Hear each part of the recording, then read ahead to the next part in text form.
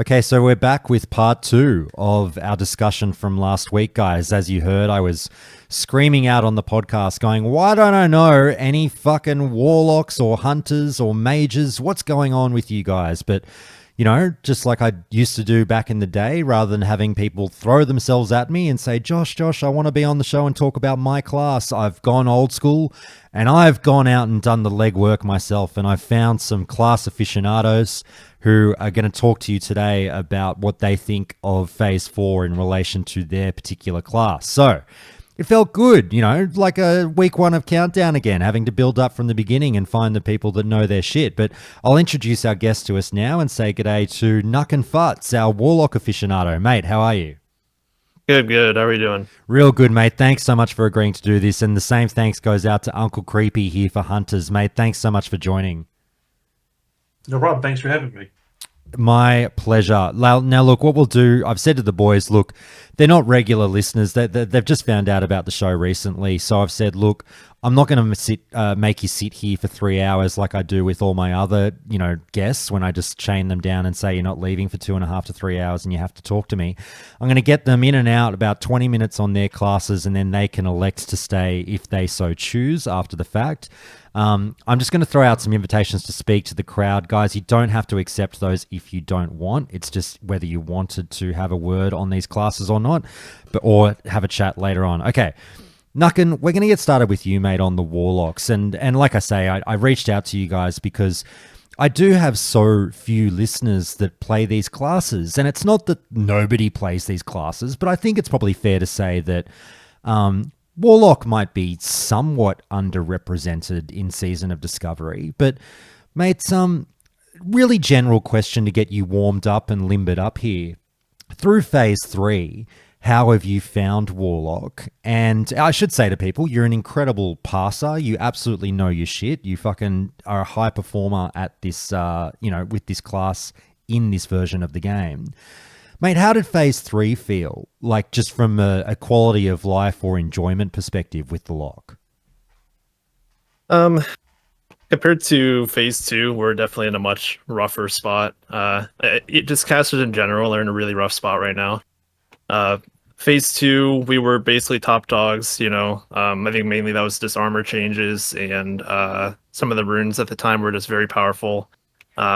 For Warlock specifically, getting access to Ruin talent was really massive. But come Phase 3, there wasn't a whole lot of great things added for us. And it seems like Warriors are just kind of having their heyday already. But it's been a very fun time. Like we're still, I think us and Mages are definitely the top casters currently. And other than having to curse a wreck, we don't have to do anything that really hurts us too much. Has it been fun to play? Would you say that much? Yeah, I personally like not having to do the Lake of Fire thing. I thought it was very clunky. Probably my least favorite playstyle as of late. And the rotation currently is it's still a little wonky with Conflag and Immolate refreshing and all that, but in general, I think it's been a more fun rotation. Too easy. So sorry, mate. Is Destro your specialty, is it? Yeah, currently I'm playing Destro. I wanted to play Warlock to tank, but that's kind of been put to the wayside. There's just other tanks that are just strictly better right now. Yeah. The main reason to run Warlock tank is Demonic Pact, and you don't really need it currently if you're doing like melee stacks. Mate, if I can take you down that real quick tangent for a second, I was really enjoying trying all the new things in SOD, and, you know, I enjoy a bit of tanking as well, and, you know, I've played Rogue Tank through the majority of SOD, but I tried Phase 1 Warlock tanking, and I walked away from it really quickly because I remember saying this about 4 or 5 months ago on the show. I was like, look, Warlock tanks are functional. They can do it, and reasonably well. They're just not fun, in my opinion. And I at some point I was saying the same thing about rogue tanks. Well, actually, I said the reverse. I said rogue tanking is fun, but it's not functional. And I said Warlock tanks are functional, but not fun. I haven't touched it since Phase 1. Has anything changed with the Warlock tank? Have they given you enough runes and done enough sort of beefing up to make it fun? From my understanding, it is functionally the same. It's a little bit less clunky because you don't have to worry about Lake of Fire again. Because in phase one, like you would basically treat it like a DPS where you would incinerate Lake of Fire and then just Searing Pain spam, and it was probably the most boring thing ever, but that's just how you did it. That was the most threat and yada yada. And I think currently it's similar to that. It's just without Lake of Fire, and it's not very fun to play at all. Okay. Well, we've got a lot to say about Lake of Fire given today's news, but we'll get there. Mate, what were the things that you were praying for in phase 4? And did you get any of them? I would say I was looking for some quality of life stuff with curses, and it looks like they kind of added that with Mark of Chaos. Although the problem with Mark of Chaos is if you're going to be Destro, you are still going to want to run Decimation. So you're kind of put in a weird spot now where if you're the only Warlock in the raid, you probably should be Affliction Pact running Mark of Chaos, kind of this weird, like, kind of supporty build, similar to Phase 3. But beyond that, though, backdraft change, I think, doesn't matter. Backdraft increasing to 15 seconds instead of 10 seconds, I don't think matters because you're probably going to still cast and flag on cooldown anyway, so it shouldn't really change anything. Lake of Fire is still going to be a dead rune, unfortunately, even after the change, I think. Maybe for AoE trash or whatever, but the change would have been good if they had kept the buff on Lake of Fire, the 50% fire buff, but they took that out. And then Drained Soul still is going to do no damage, from my understanding, in that new rune. Even though it's 300% increased damage, 300% times 0 is basically still 0, so I don't think that'll change anything. The new Felguard rune looks good on paper. It might be good, but from my understanding, I think Felguard is still in a rough spot and will not do enough. So beyond that, though, the one good change for tanks was Shadow Cleave hitting 10 targets. That's really cool. We've been wanting, as a tank, we've been wanting more AoE in general. So that's probably like the biggest change in terms of good for tank. And then for damage, it's probably Decimation. And you just have to hope that the bosses live long enough to actually make use of the execution. Mate, I should help people out who maybe are a bit out of the loop and don't know what the fuck we're talking about in terms of the Phase 4 announcements for Warlock and what's been happening on the PTR, and you've just alluded to a fair bit of it there. So I'll just give people some context, and then I've got a bunch of questions from some stuff you just said. But guys, if you don't know, the Warlocks are getting the following runes in Phase 4. Decimation, which does Shadow Bolt, Shadow Cleave, Incinerate, and Soulfire damage on targets below 35% health, causes your next Soulfire to not cost a Soul Shard and cast 1.5 seconds faster, 10-second duration. Infernal Armor, for the next 10 seconds, all non-physical damage is reduced by a percentage of your damage reduced from armor, 60-second cooldown. And Mark of Chaos, it was last week, Shadow Burn causes your next single target spell or ability to have a 100% increased critical strike chance. And I mentioned on the pod, Warlocks are getting Cold Blood effectively. They've now changed that and redesigned that rune just this week now in the patch notes that came out today. And they said, okay, no, scratch that. You don't have Cold Blood anymore.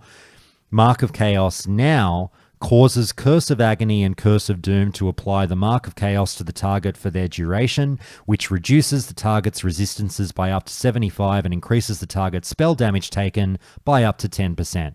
So quite a big change there, like bye-bye Cold Blood. I actually thought the old Mark of Chaos, like I said, giving Warlocks Cold Blood was really fucking cool, but some numbers must have come back on the PTR that made Blizzard go like, whoa, let's not do that. And let's sort of, figure it out a different way. So, mate, I'm not sure where to start, but like, I might just, you talked about Lake of Fire, but I'll just reiterate again. I mean, a lot of Warlocks are cheering about this change. People have, and you've described it just now on the podcast, saying it was a bit clunky. Lake of Fire was a bit weird, didn't love pressing the button. Now they've redesigned it to be an instant cast with no channeling time with an 8-second cooldown. And on the subreddit that I've seen already, Warlocks are, in the Discord, I should say, the Warlocks are rejoicing. I think that's a phenomenal change because now it's a button you might actually want to press and doesn't feel, fucking weird and like a, shit rotation, quite frankly. Do you think this was just the change that always had to be there or what? They definitely should have had this originally as their main change. The problem is I don't see you running it over demonic tactics because they took out the 50% fire damage or whatever buff that you would get Right. with Lake of Fire. I mean, it's a great change. Like that, honestly, they should have just nerfed the percent damage to maybe like 40-30%, something like that, to try to make it balanced, even though it's not a channel anymore and it's not as clunky. Oh, wait, did they take out the fire buff? Yeah, the fire buff is completely gone, so I don't see the reason to run the rune currently. When did they take that out? It must have been the same notes because it does say it got redesigned, right? And it has an 8-second cooldown, yada yada. But in the PTR, the fire buff is no longer there. Oh, because my interpretation of the patch notes was basically it's working as per usual, but they've just changed the cast times and whatnot. But if it's now removed the fire buff, I wonder if that's a bug or not. That's strange. That's super strange because I would have thought by my reading is, hey, we want you to have this fire buff and we want to make it easier for you to obtain. So we're reworking the way in which Rain of Fire casts. Yep. That's how I read it initially as well, because they did even mention the removing the fire as percent damage buff as well with that with that change. So I thought that was kind of like where they're going. They want to make it less clunky and part of the rotation again and that sort of thing, and that sounded good. But yeah, from my understanding, that it's just gone. It's even on the sim page right now, and it's on Wowhead as well. That it's just gone. Wow, that's actually fucking crazy. I was pumped up for that change, and now I'm super down on it. Blizzard, explain yourselves. What's going on there? Fucking Zyrene or Grens, let us know what the thoughts are behind that one. Mates, just on some of the other changes, I'll read them out for people. The Felguard has gained Demonic Frenzy, causing the Felguard's melee attacks to grant 5% additional attack power for 10 seconds, stacking up to 10 times. Soul Siphon now grants Drain Soul up to 300% increased damage when targets are below 20% health. There's your execute. Backdraft now increases casting speed for 15 seconds, up from 10 from the last PTR build. As you mentioned, Shadow Cleave can now hit up to 10 targets. And on that tanking thing, we talked about this last week on the podcast, Nucken. Just, and Blizzard has owned up to this very specifically in their own patch notes, saying, look, we were saying to you months ago we didn't want tanks to be AoE tanks and everyone to be able to go in and blast in a dungeon and press one button and group everything up and just go nuts. But because we did kind of go a bit ballistic with the AoE on the DPS classes, we've now realized we have to rethink our tank philosophy. And so all the tanks now are getting AoE, and they're getting a lot of these abilities that can hit up to 10 targets. So Warlocks get Shadow Cleave.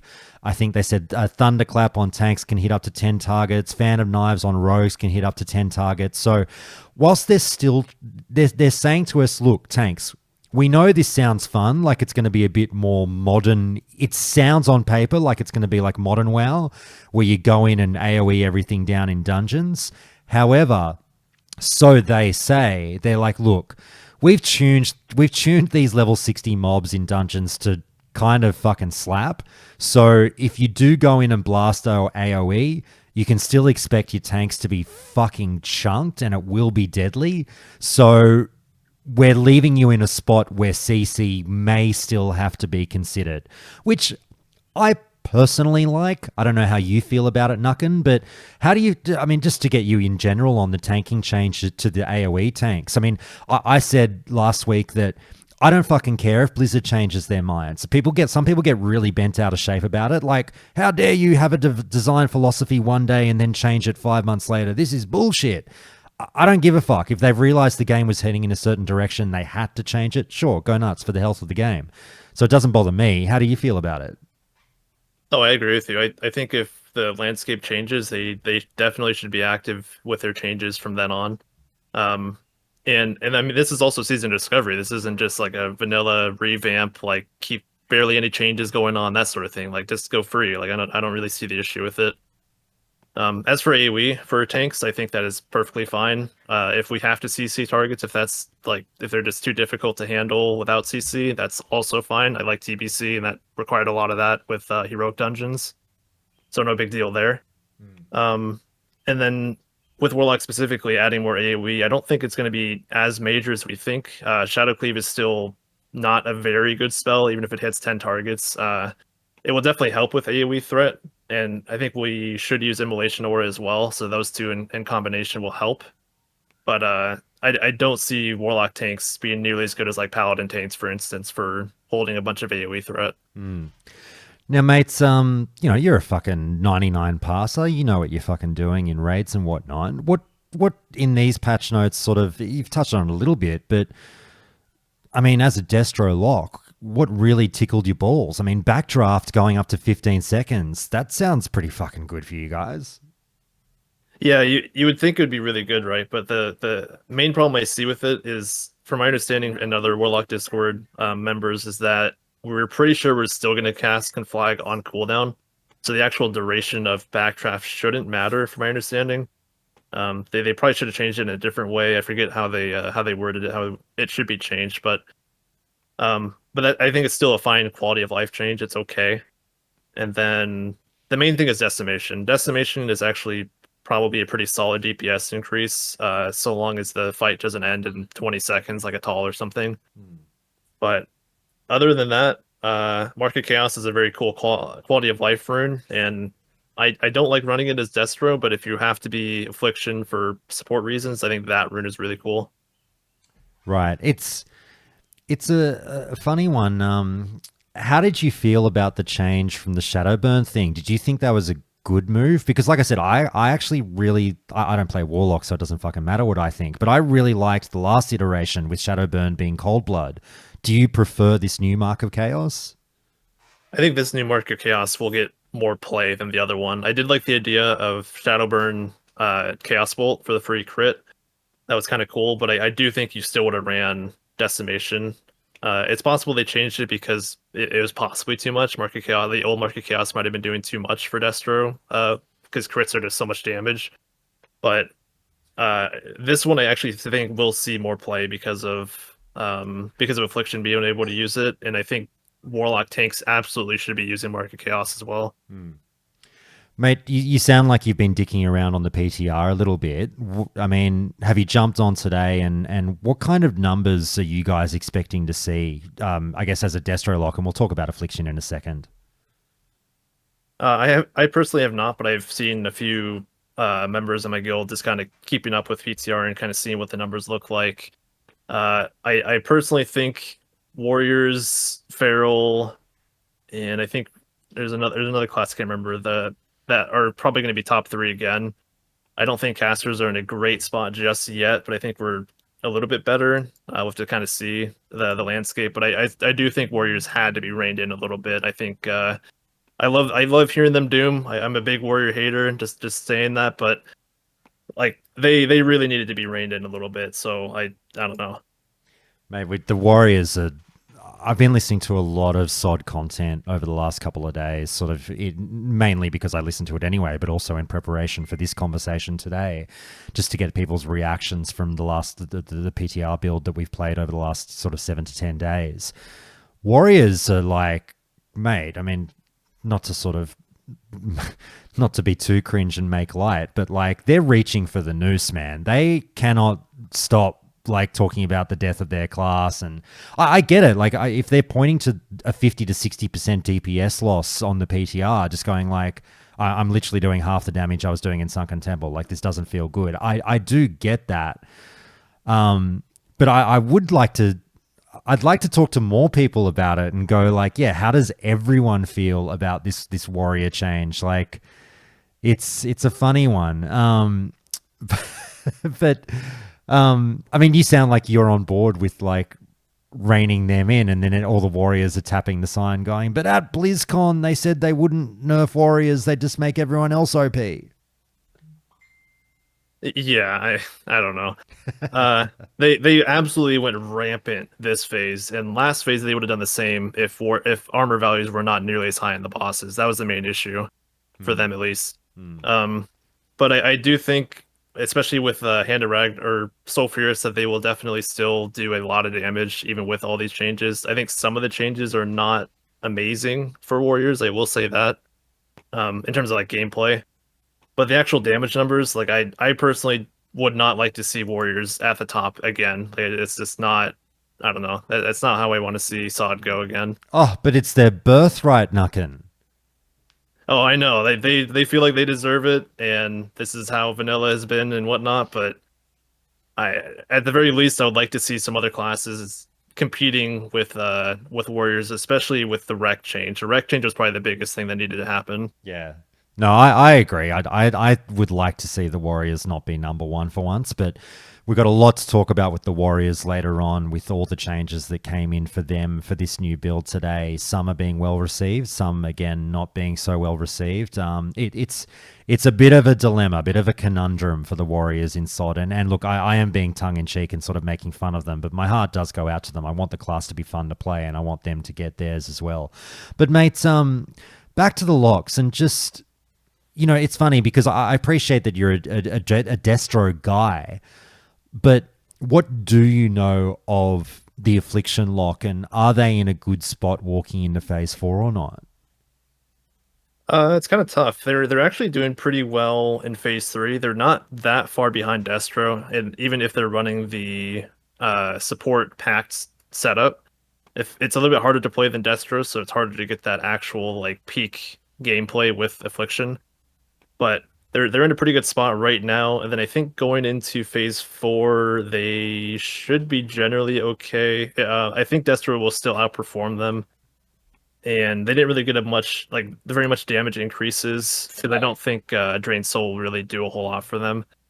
And the other change being Market Chaos, which is kind of more so like a support rune in a way. So I think they're still going to have some trouble, but I think they still will have a place in the raid, absolutely, especially if they're the only Warlock without a Warlock tank. Then I think you have to run Affliction. Mate, weird question, have you felt any form of friction between the SOD Warlocks and the SOD Shadow Priests? Because, I do see the comments around the traps about like, hey, SOD Shadow Priests, it's basically a better Warlock now.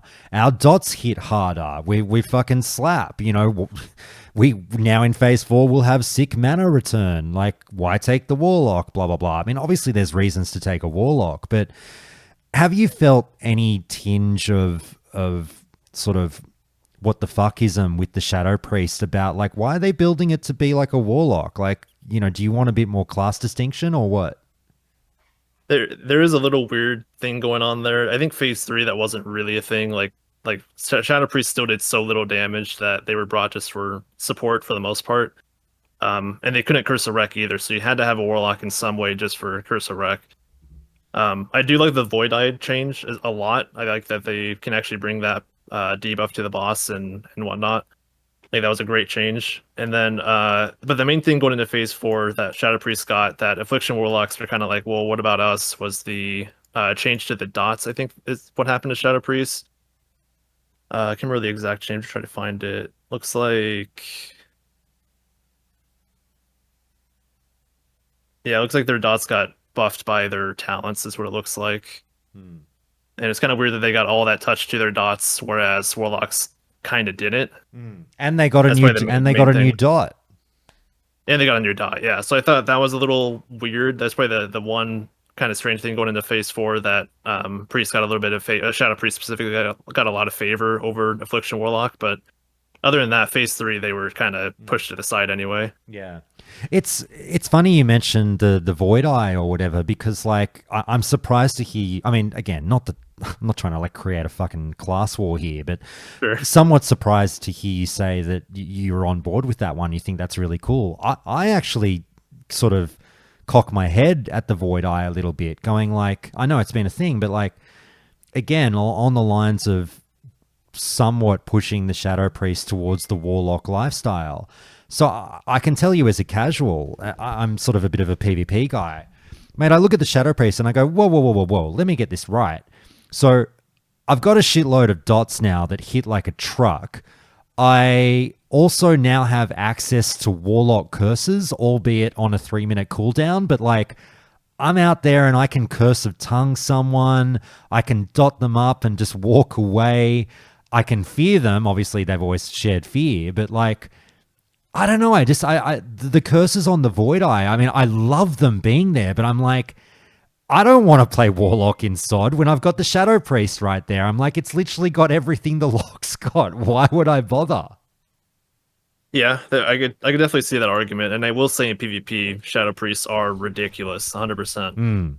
But in terms of rating, I like the flexibility to where you don't have to run specifically 3 warlocks just for curses. You can you get a little bit more flexibility in terms of bringing an S priest that can void eye and homunculus. I think that's really valuable. So they have a lot more play in terms of that. But the only problem with that I will say is that it does seem like Warlock only has like 1 or 2 slots in the raid now. At most, if you're running a very um, efficient comp. So that is the main issue with the priest having all this extra utility. But in terms of the Warlock playing, it's really nice because all you have to worry about is either Curse of Wreck, or if someone else is wrecking like a Warlock tank, then you can just run Curse of Agony for once, and that's a really nice damage increase. All right, mate, we'll start to wind it up. Just a few last questions for you. I'll just weave in this one from the crowd.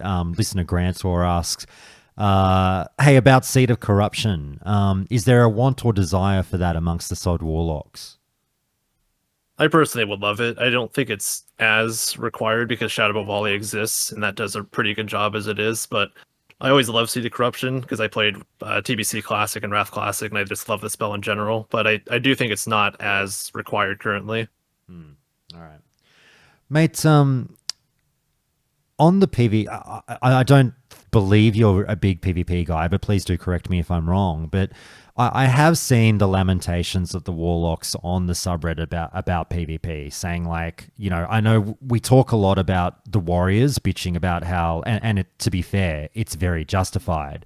The Warriors bitch about how sod PvP has just not been a thing for them, and I've tried a bit of Warrior, and it's fucking true. It's been ridiculous. Maybe Meat Hook changes things, who knows?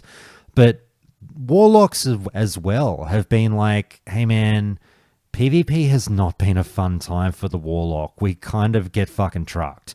Have you heard this? Do you know about this? I played a little bit of PvP, not a whole lot, but from my understanding, you're kind of destined to either be the dot and run away style, or you have to go meta and basically do the same thing, where you just kind of dot, you put up Siphon Life, and then you just start running away with Searing Pain instant cast. So it's kind of like, it's not a very fun play style. You're not very strong. I would say Warlock is in a pretty rough spot in PvP, yeah, currently. Can I jump in there? Yeah, absolutely, man. Go for it. I haven't played much of Phase 3 since it launched. Like, I did a couple raids and whatnot, but I did do a bunch of PvP while I was playing it.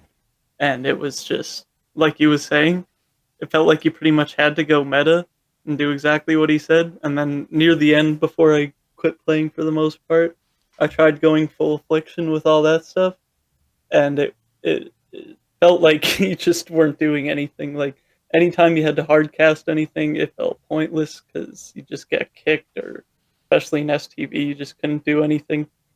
And your dots just didn't hit hard enough. Even if you put up Unstable Affliction, it didn't like do much damage unless someone dispelled it, which did happen quite a bit, to be fair. But it just feels like the Warlock dots didn't do enough. And if you wanted to, PvP had to go meta so you wouldn't just get one shot.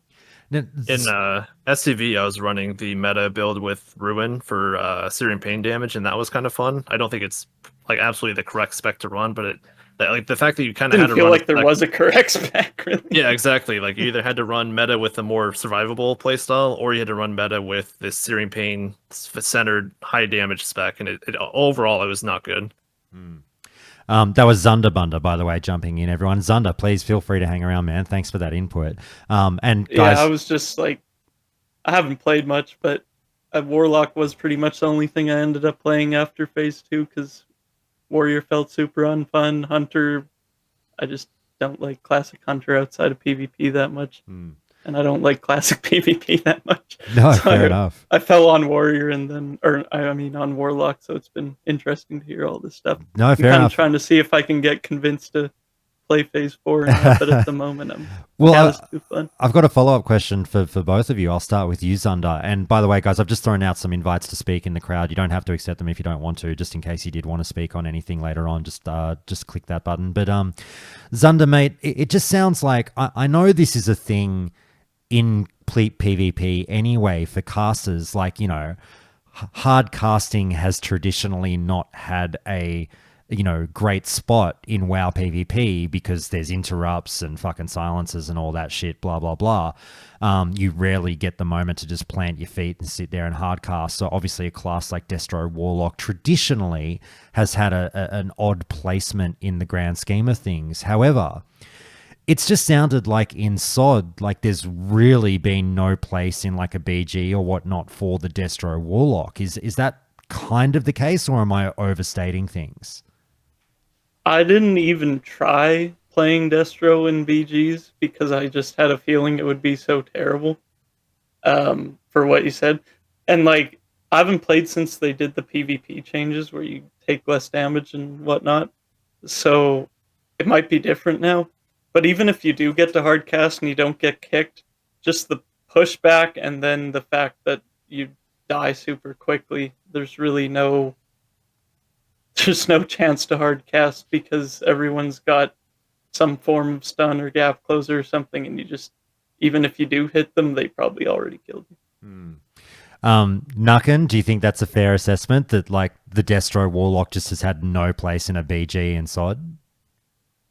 Oh, absolutely, yeah. It's fun to sometimes just like one or two shot people in general, but I mean, good luck getting those casts off. I don't know, it's not very good.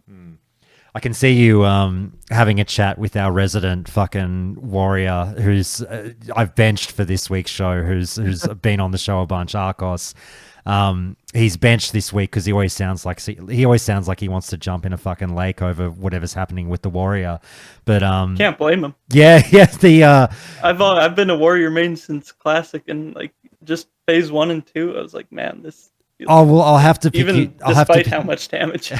I'll have to pick your brain after we do Hunters Under about today's changes with the warrior. But Nucken, I can see you saying you mentioned something about Rec, and Arcos was defending that it's a buff, and you're conceding that okay, maybe it was probably a buff. It's an interesting one with how Rec has been changed.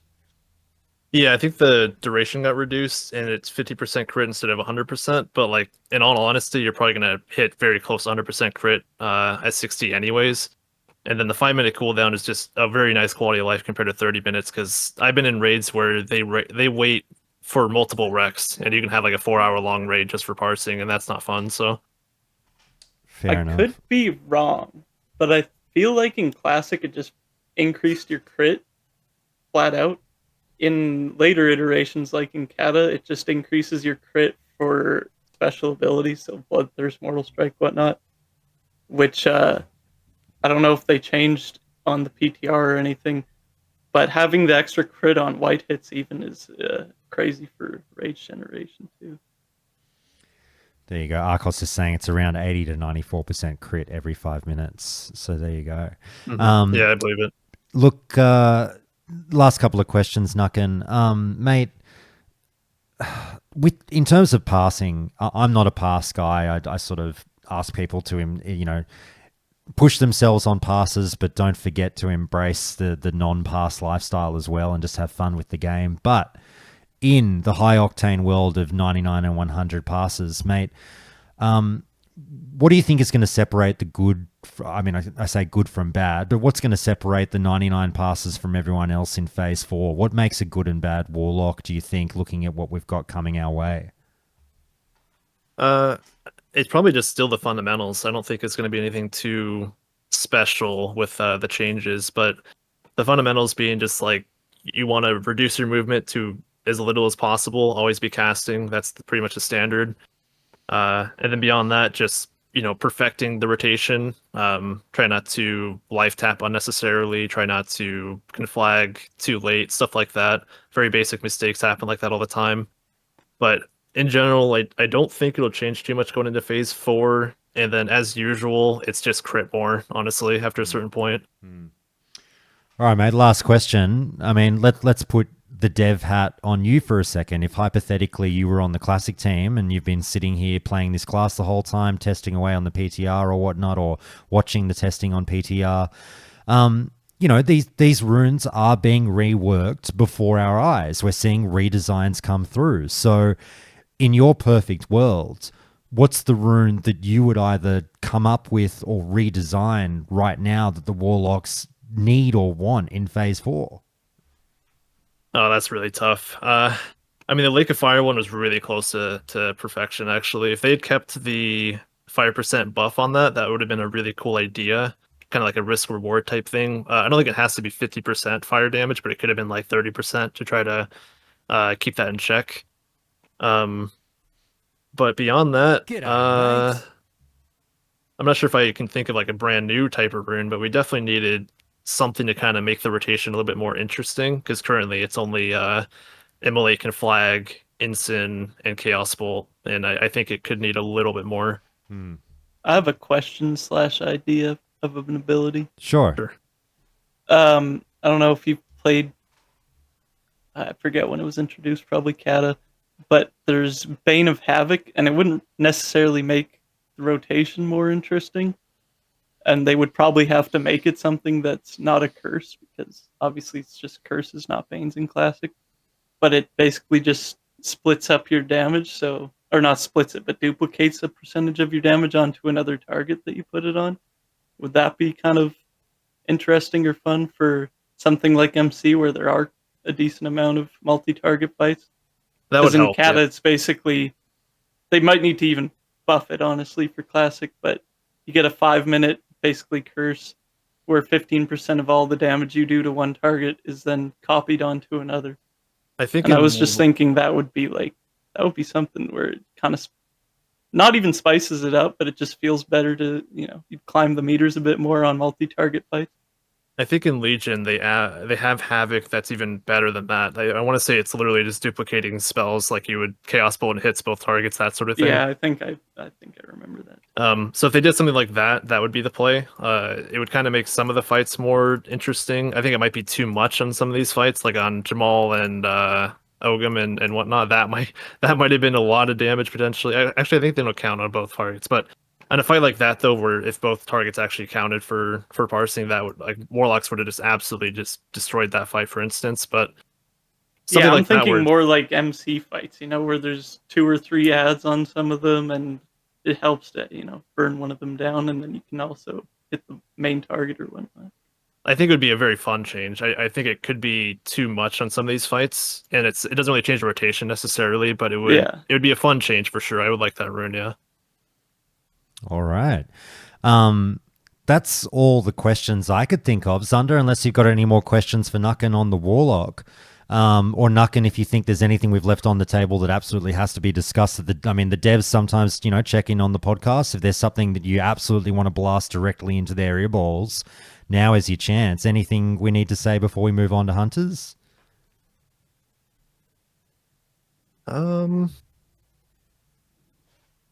I would commend them first of all for some of these changes. I think Lake of Fire is almost correct. That's probably the number one thing I keep talking about. And the other thing is that I when I ask them more than anything, not even just as like a Warlock change, but just in general, please make the kill times higher because every boss that's 20 seconds, like 15 seconds, like God forbid, those bosses are not fun. I don't understand how people like them. The initial change with Sunken Temple, where the bosses were really high health, and then they nerfed it a little bit. I thought that middle ground was correct, and then they nerfed the health bars again, which I thought was wrong.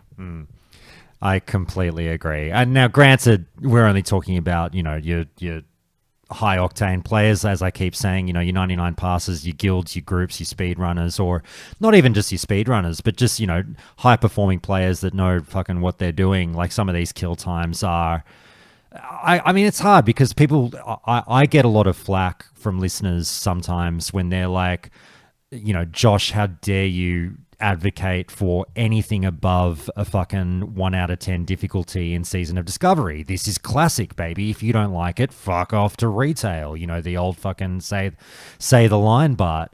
But like, I personally, I do see some of those kill times for you guys, and I see, 18 seconds, so, to be fucking over the top, but like 24 seconds, 32 seconds, whatever, and I'm like, how does one ramp up and do what he wants to do with his class in such a short period of time? And yeah, you hit the nail on the head there and sort of said, like, it's going to be fun for some. I'm not here to like dump on people's fun, but like, I don't know, it's going to be a personal subjective thing. I look at those kill times and just go like, I mean, it's fun to push something over, but is it? Well, I would like a middle ground, right? Like the difficulty of the boss doesn't have to be crazy. It doesn't have to be like Wrath level where it's like, or Kata level where the actual mechanics of the bosses are hard. That doesn't have to be a thing. What they can do is just simply increase, like it doesn't have to be quite like a bullet sponge necessarily, but it needs to be a little bit longer so some of these classes can kind of like get some ramp up. Like I personally like the minute 30, 2 minute mark, somewhere around there for bosses currently. I know not every guild is going to kill the boss at the same time and all that, but these bosses like Rubbis and Atal, where the boss can die within 15 seconds and 16 Yeah. seconds at world record pace or whatever, that's just Yeah. the boss is just Your you're not even doing curse of mechanics. agony. Your curse of agony literally won't last. Yeah, exactly. Like you're not even doing mechanics at that point. You're killing the boss so fast that you don't even do mechanics, and that's not really fun. No, I'm with you. I'm sorry. Just to set the record straight for anyone who's wondering, I'm 100% on board. I'm not talking bullet sponges here. I'm not like, let's do the fucking 12-minute Lich King fight or whatever. But yeah, I do think that I don't know. I'd be interested to hear from others on this one. I mean, again, it's not my problem because I'm not in a fucking speedrunning guild or whatever. So what do I care? But like, yeah, it just doesn't sound that fun. That's about it then for the Warlocks. Nuck and I mean, mate, like I said, you're more than welcome to hang around if you like. We're going to move on to Hunters, but if you've got somewhere to be, mate, thank you so much again for doing this. Anyone you want to shout out? Any guild or players or anything or any streams? Oh yeah, sounds good. Thank you for having me. Shout out to Dust to Dust, my current guild, and rest in peace. Who asked? We currently merged with Dust to Dust, and now we're pushing. I think we're top. I think we were top 5 world speed kills recently. I forget where we are exactly right now, but yeah, I love those guys. Shout out to Goose for getting us into that guild and merged and whatnot very safely. Shout out to Buckshot Scav, love him as well. Shout out to Froth Boy. And I think that's about it. Thank you, guys. That's the way. Yeah, no, thank you, Buckshot, for putting us in touch with Nucken as well. And yeah, mate, you're on Lone Wolf Alliance, I believe. You flew over me in STV the other day and my spy went off and I was like, whew, thank God I didn't fucking cross paths with that guy. All right. Mate, have fun and we'll talk to you later. Thanks so much. Thank you. Uncle Creepy, mate, we got you there? Yeah, I'm right here. Mate, let's do this. So you've heard what we did with the Warlocks there. We're just going to do the same thing with you and the Hunters. Mate, look, it's an interesting one for me because I'm going to be dabbling with the Hunter in Phase 4 when I've played no Hunter through SOD. I got 1 to 25 in Phase 1, but then I got every fucking class to 25 except for Priest. But I've really not looked at Hunter through SOD seriously at all, not played it since Phase 1.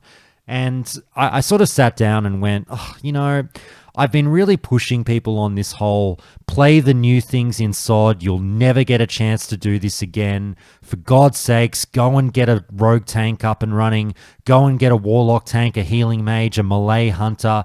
This shit will never be available again. And I kind of had to practice what I preached there.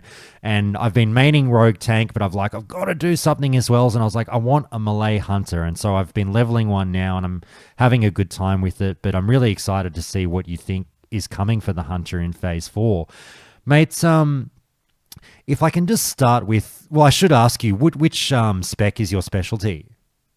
So I play Marksman Hunter. Mm-hmm. I've kind of gone against the grain most of SOD, and I have refused to play Melee Hunter. Okay. And I was highly obstinate about playing any kind of BM Hunter. I've always liked Marksman Hunter. In 2019 Classic, it was just kind of bad comparatively. You might bring 1 or 2 to your raid for 2-shot aura. In a speed run, you want a hunter to pull and that sort of thing.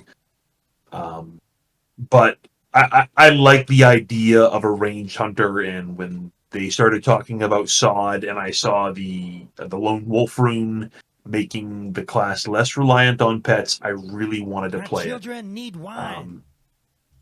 You always need one.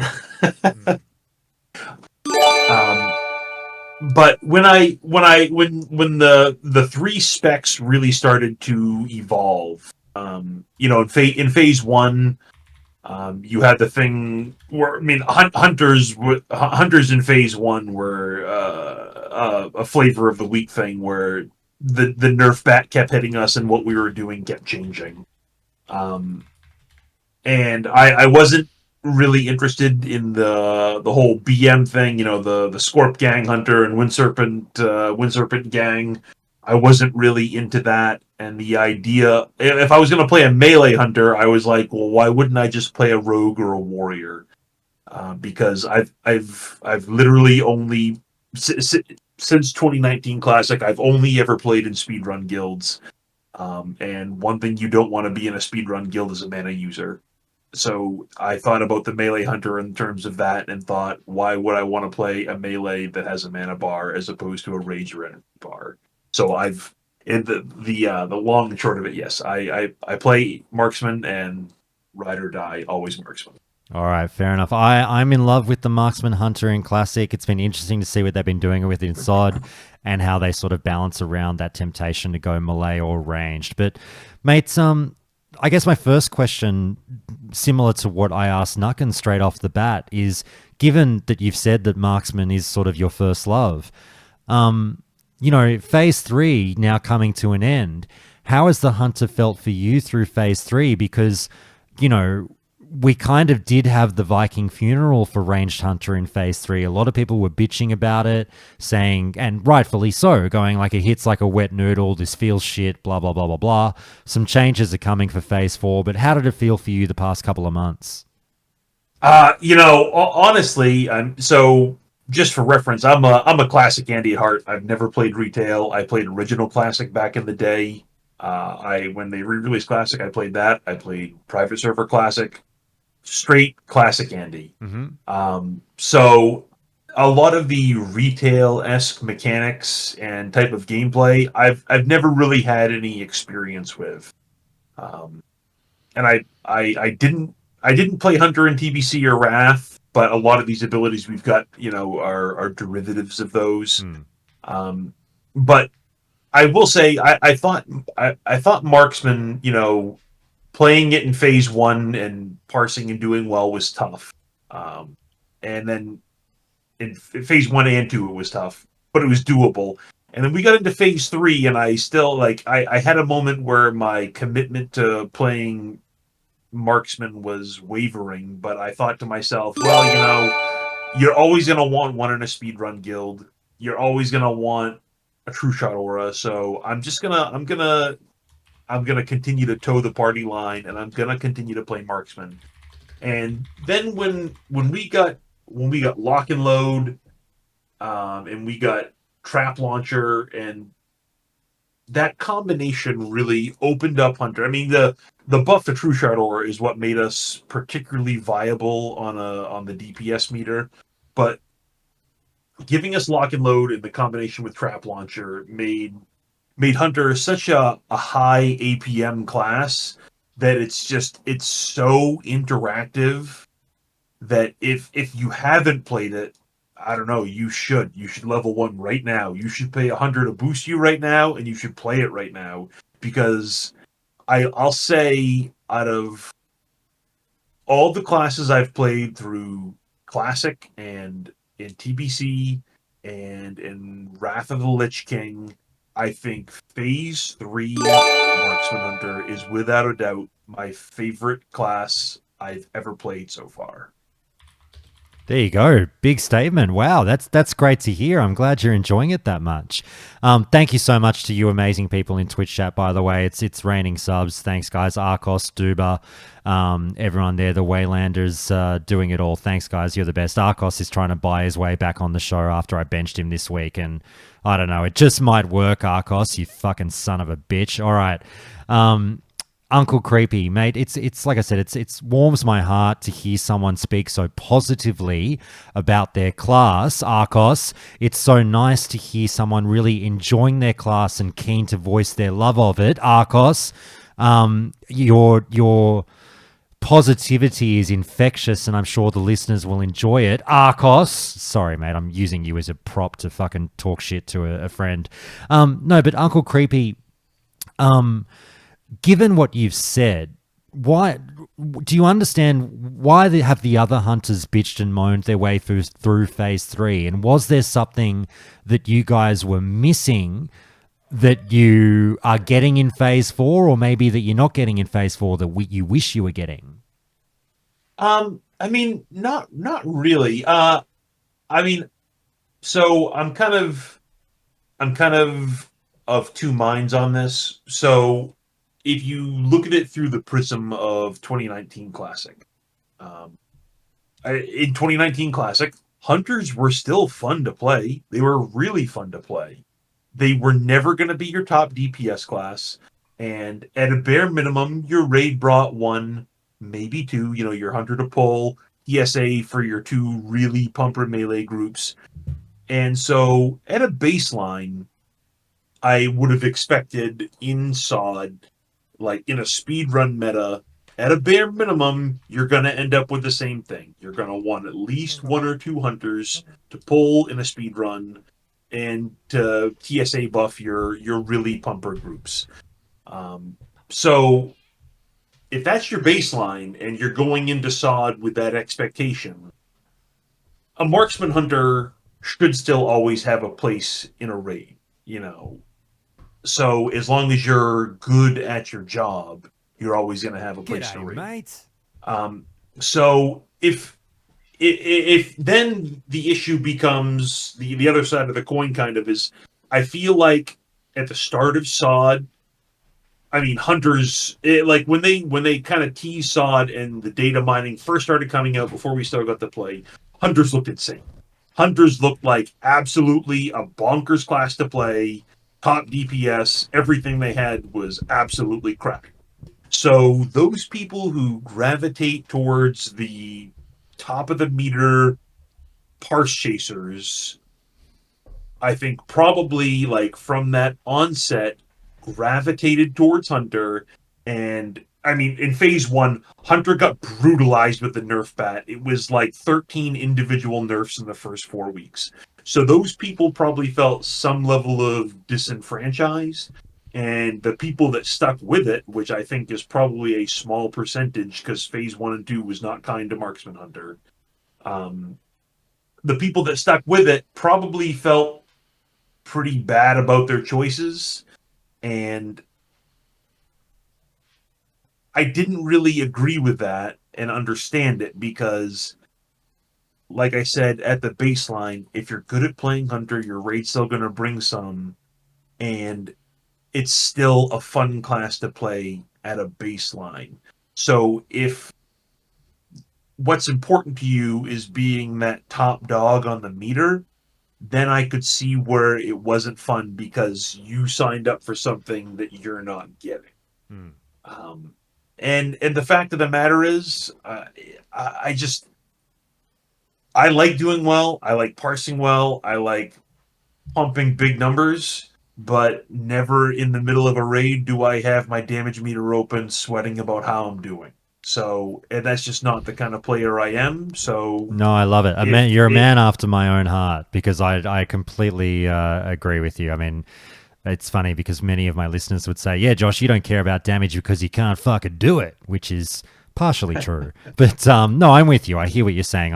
Look, I am a classic Andy as well. However, I'm finding myself, as my listeners know, more open-minded these days to the more modern playstyle. But trust me, your classic vibes will resonate with a lot of listeners of the show. Mates, if I can just talk through the runes that we are getting for Phase 4, just if people aren't aware, they're getting improved. I did mention this last week, but I'll just say again. Improved Volley increases volley damage by 3% of attack power each time it deals damage. Volley also no longer has a cooldown, no longer suffers pushback. And the mana cost is reduced by 50%. Resourcefulness reduces the mana cost of all traps by 100% and their cooldowns by 6 seconds. And Hit and Run. Raptor Strike increases movement speed by 15% for 4 seconds. Mates, when you saw the runes coming your way in Phase 4, did they, as I so eloquently put to Nucken, tickle your balls, or how did you feel about them?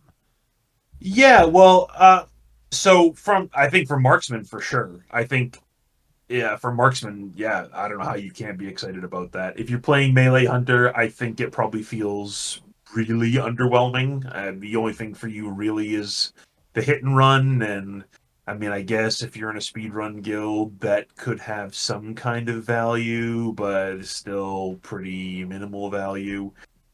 Improve volley, it's I mean, I think in like actual bona fide classic, I think the math is like volley's not worth doing unless you're at 8 or 9 mobs. Oh, that'll So be this different may now, though.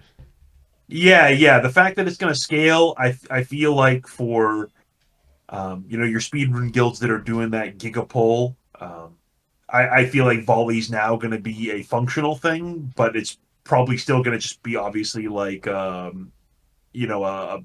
gear swap for rune pieces that you're gonna swap in for trash and swap out for bosses. I think resourcefulness, um, man, I'm really jazzed about that because as it stands, I mean, Hunter in Phase 3 is already at an APM where like. You're becoming the meme and sweating at your keyboard trying to min max every single GCD, and a big part of that is your traps. So if we're reducing our trap cooldown by 40%, I mean if you look at 2019 Classic, your hunter is totally dictated by your your your weapon swing timer for your shot, and it's I get my auto and then I'm gonna aim shot. I get my auto and then I'm gonna multi.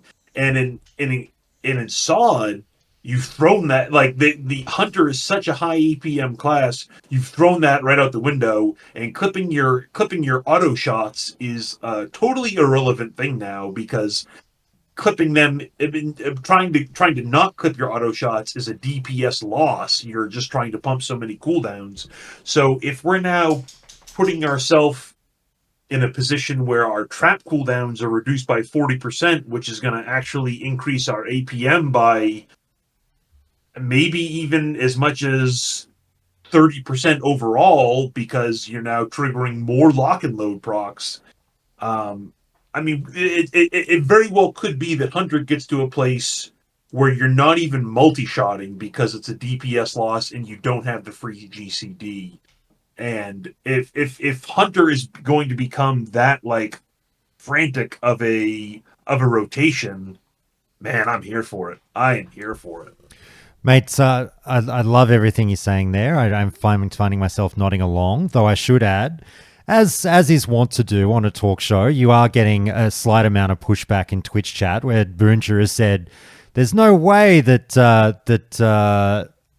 Uncle Creepy's saying that Hunter is high APM for SOD. That's crazy. Wow. I mean, You you disagree. Check the logs. Check the logs. They don't lie. I play a noted best horde guild on Lone Wolf, and we speed run pretty much every single week. And I don't know, throughout for trash and bosses, I'm either top APM or second APM. I think almost every single raid that I've run this phase. There you go. So the logs track the button presses or whatever, right? 100%. I think usually I average about 43 casts a minute. So do the math yourself. If you're not hitting that kind of APM in Phase 3 SOD, you're probably playing Marksman Hunter wrong. Okay, mates. I put this out to the guys last week on the show, just in general about the melee versus range thing, and I appreciate that you've not played any melee, but have you noticed that it seems to me what Blizzard is trying to advocate for with the Hunter in some sense? Don't get me wrong, the marksman playstyle is always going to be there. But it seems to me like they're trying to design around a weaving playstyle as well, because the devs are very aware that like melee weaving was a thing for passers in Classic. And I think they've tried to build a spec around that and go, all right, let's not make it like a funky, weird thing that only the high octane players do. Let's actually create the Ranger style class that is, running in pew pew then slash for a while, then run back out for more pew pew and just going in and out and in and out, and that's your highest DPS. But it's actually, got more abilities focused around that play style, which I think sounds really fun. Have you gotten the impression they are trying to make that a thing? Yeah, I mean, I felt like in phase 2. I mean, in phase 1, like anything to do with melee with a hunter was pretty papega. There was a little bit of emphasis on that marksman melee weave going on, but it was still not like pushed. And then in phase 2, Christ, at the start of phase 2, melee hunter was so incredibly pushed, it was insane. And then they scaled it back, and I actually think, I say I won't play melee hunter, but I do have dual spec and I do have a melee spec on my hunter. Right. For when I'm out farming stuff. Well, you're only human, mate.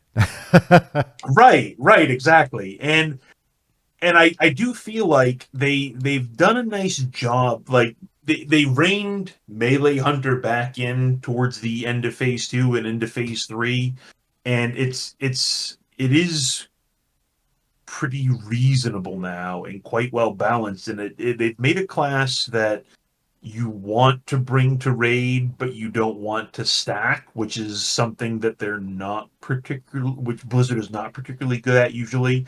Usually they make something either way too good or they nerf it into the dirt and it's not worth bringing. They've managed to make Melee Hunter something that you want to have some number of, but not an overwhelming number of. And I feel like they found a nice balance with the melee introduction that they've tried to do. Okay. On the melee thing, sorry, melee, I should say. I pronounce it differently to you guys. It seems like the melee hunters aren't particularly happy. And again, I know that this is not your specialty, but the melee specialist rune has what they say been nerfed to the ground. It has now had, if I can pull it up. So, Melee Specialist no longer reduces the base cooldown on Mongoose Bite and Raptor Strike. The rune now also causes Mongoose Bite to have a 30% chance to reset the cooldown on Raptor Strike. So, there's been some changes coming to Mongoose Bite and to Melee Specialist, where also, because they've changed, and we'll get into this soon, Heart of the Lion is now a baseline ability, and in its place they've given you Cobra Slayer, which is your Mongoose Bite now activates when an enemy dodges your attack, as opposed to you dodging, and Mongoose Bite deals additional damage equal to 40% of your attack power. So they've beefed up Mongoose Bite, they've beefed up when it procs, they have allowed Mongoose Bite to reset Raptor Strike, but they did take away... I forget what the old version of Melee Specialist was, but it had something cool that they've taken away. And Melee Hunters are kind of like rip Melee Hunters. Do you feel that way in totality or not so much?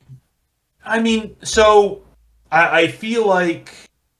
we're in a unique situation right now where this is the first time that we've had any kind of PTR with Season of Discovery, and up until now, everything has been pretty live and on the fly, and which is what has resulted in certain classes just getting bludgeoned with the nerf bat mid phase.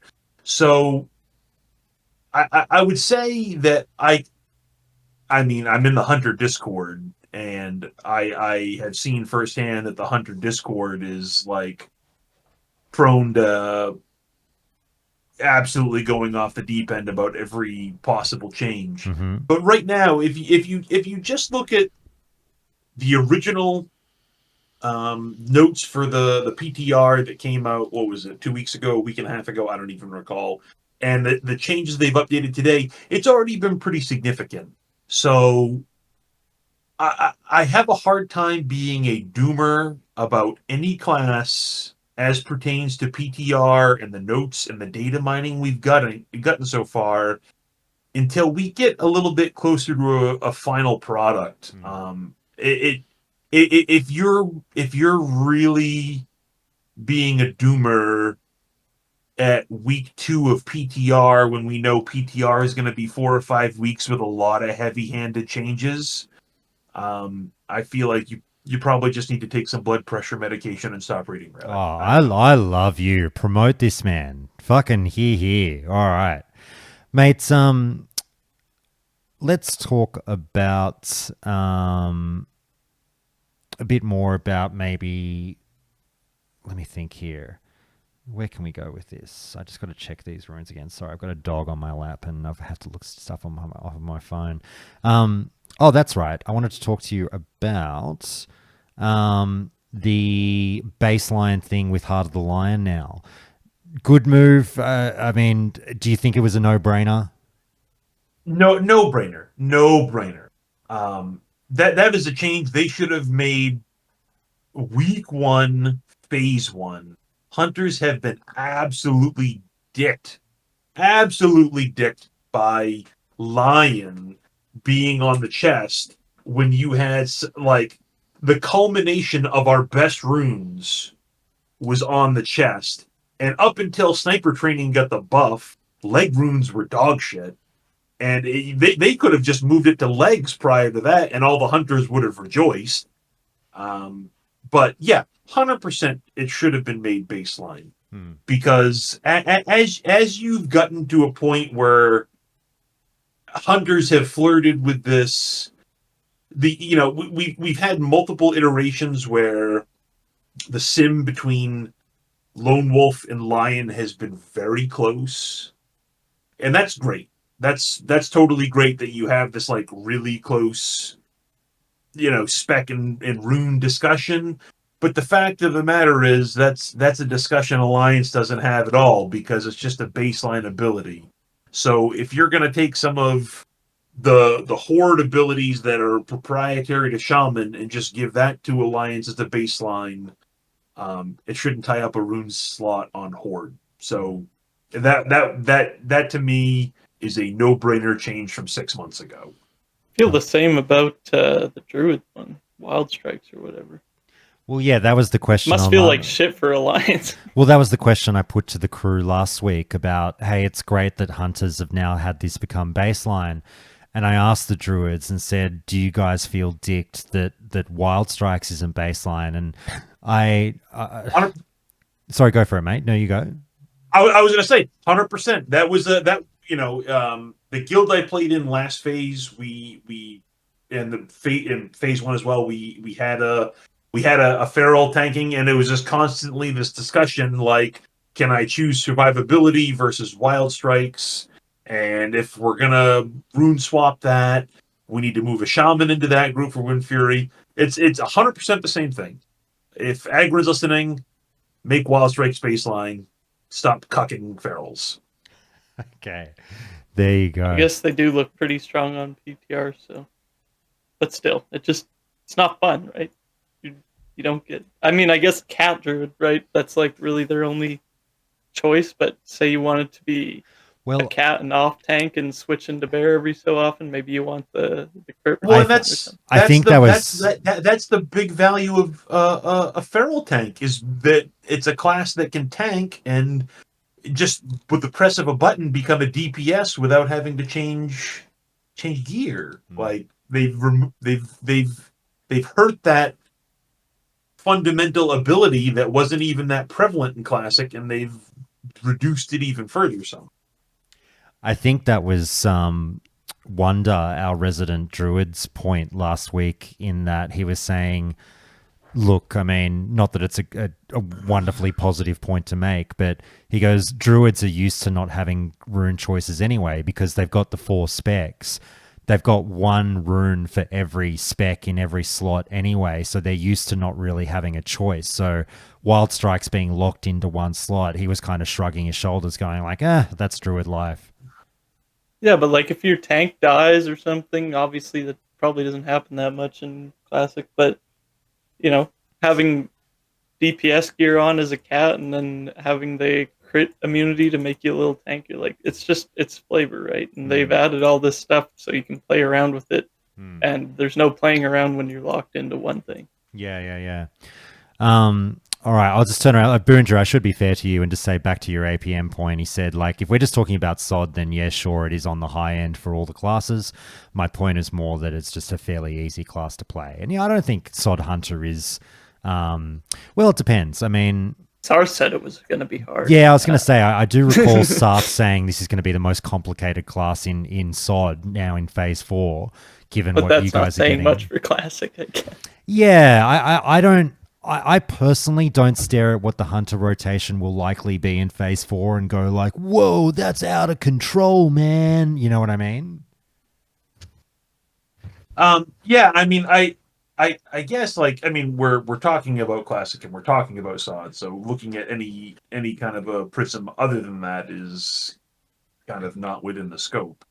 But as things stand existing, I think right now, I could be mistaken, but with Sod Hunter, I think you have one like if you're playing the rotation perfectly, if you have, I think it's every 2 or 3 revolutions of your like 6-button or 7-button rotation, you can squeeze one free GCD in there every 2 or 3 rotations you make through your buttons. So if we're now going to take that already, what I would say is probably maybe the most complex rotation. Sounds more Currently installed. complicated than even Wrath.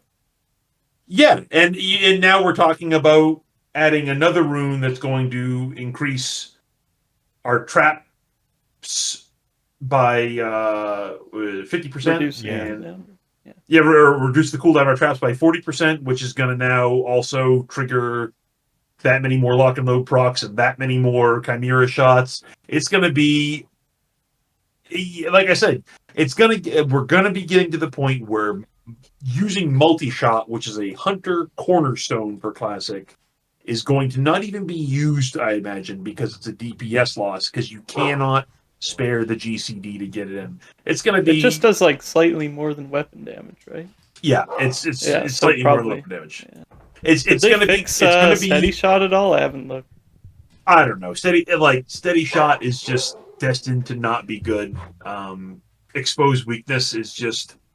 It scales really well, and I can't imagine a world in which... Oh, they're on the same slot? They're on the same slot, and you couldn't, like... They would have to make Steady Shot do, like, 300% weapon damage to make it outscale Exposed Weakness, and it just... Yeah, I play a couple of the higher APM classes and rate on them, and I would say I play Hunter, what I would humbly say is very proficiently, and start to finish of a raid, which I'm usually like sitting up, locked in my chair, paying no attention, drinking. no drinking, trying to do well. I can feel like throughout the course of the raid, I have 20 GCDs, which like I'm like, man, I fucked that up, and I'm really upset about it. I feel like that on Kata Arms Warrior. It's just, it makes me mad when I clearly fuck something up, and I'm just yeah, like, I just need another 3 months or something with it. That's the thing about Hunter is like where so much of it is around your traps, and especially with any class with a good amount of procs, and yeah, it's all proc based. It's like I can see the trap in the air and know I have screwed up before it even landed, and now I've just got 3 seconds to sit there and be mad about it. Yeah. Mate, if I can ask you about a couple of your new abilities we haven't really talked about. I'm stoked on... Part of the reason I wanted to try Hunter as well for Phase 4 is I'm stoked on Kill Shot. I said last week I'm a sucker for a good execute. I'm also looking at Warlocks basically getting their, Drain Soul execute for Phase 4, which sounds like a boatload of fun. But yeah, Kill Shot looks fantastic as well, and it's just like... literally a spammable execute, which fucking sounds great. What a fun button to press. I didn't realize until today, apparently it's also got no minimum range, which is really interesting. How do you feel about Hunters getting their execute? So I think that I'm going to be, because correct me if I'm wrong, but that's also going to be on the belt. So that is going to kind of redirect us back to the kill time argument, because if it's on the belt, then it's on the same slot as exposed weakness, and where exposed weakness is a 40% scale of your attack of your agility. Does it work for It's the raid still? Or party? no, it's just for personal. you. Okay. It's personal. It's not the exposed weakness from like the tier 8 the tier 2 8 set. But it's that, as I understand it, it's going to be highly kill time dependent, because if we have fairly long fights, the percentage of attack power you're going to get off of exposed weakness is probably going to outweigh it. And also you'll have you'll have the thing with hunters, where being the unique or semi-unique class, I guess, that has feigned death and can usually pull off a gear swap in combat, or at least a reasonable percentage of the time, that I could see a world in which you're trying to manufacture feigned death gear swaps in combat. Is that really still in? So it does work. It's just not reliable. Not 100%. No. So it's a thing where, like, on a 3-minute fight, and your execute phase maybe is, it will say 20 seconds, just throwing out numbers.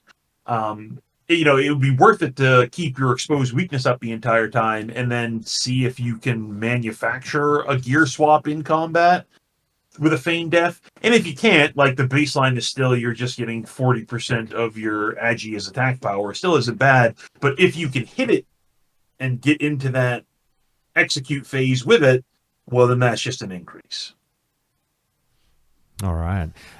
If you guys aren't aware, by the way, I should have mentioned that this is kill shots replacing kill command. So kill command is a thing of the past, and the tooltip for kill shot is you attempt to finish off a wounded target firing a ranged attack dealing 100% weapon damage plus X. Kill shot has no minimum range. Kill shot's cooldown is reset if used on an enemy that has 20% or less health. So there you go. So it's not even just an execute. You can use it outside of the execute phase as well for a bit of fun. You can spam it if it's... That's kind of crazy. Yeah, it's spammable under 20%, but it's got a cooldown over 20%. It is on the waist, though, right? Not on the legs. Well, kill command was on the waist, right? No, it was... So kill command was on the legs. Oh, then it would stay on the legs, because it hasn't said anything else about moving it. The notes that I had seen said a grave belt kill shot. Oh, okay. I'm not sure. Just this note I'm reading doesn't say anything about moving the location of the rune, but I'll take your word for it if you've seen it on the belt. If it were on the legs, it would probably be definitely worth it, I would think. Yeah, if it's on the legs. My understanding was it's just replacing kill command. So wherever that is, that's where it would go. That could be. I haven't read the new patch notes too in depth, because I just got home from work right before the interview. Oh no, this is last week's that I'm reading. If I could be wrong on that. If it's on the belt, I would say it's a dicey one. If it's on the legs, at least for marksman, it's probably still not worth it, because then you'd be giving up instant cast aim shots. Which is that's a big ask. Avia is saying it's definitely on the legs. You'd be swapping sniper for kill shot. Probably not worth it. Yeah, that I would say I would. You could have made an argument on waste depending on kill times, but if you're giving up sniper training, that would be a revolutionarily big ask. So does that relegate kill shot to maybe more of a PvP thing? Oh yeah, I mean for PvP.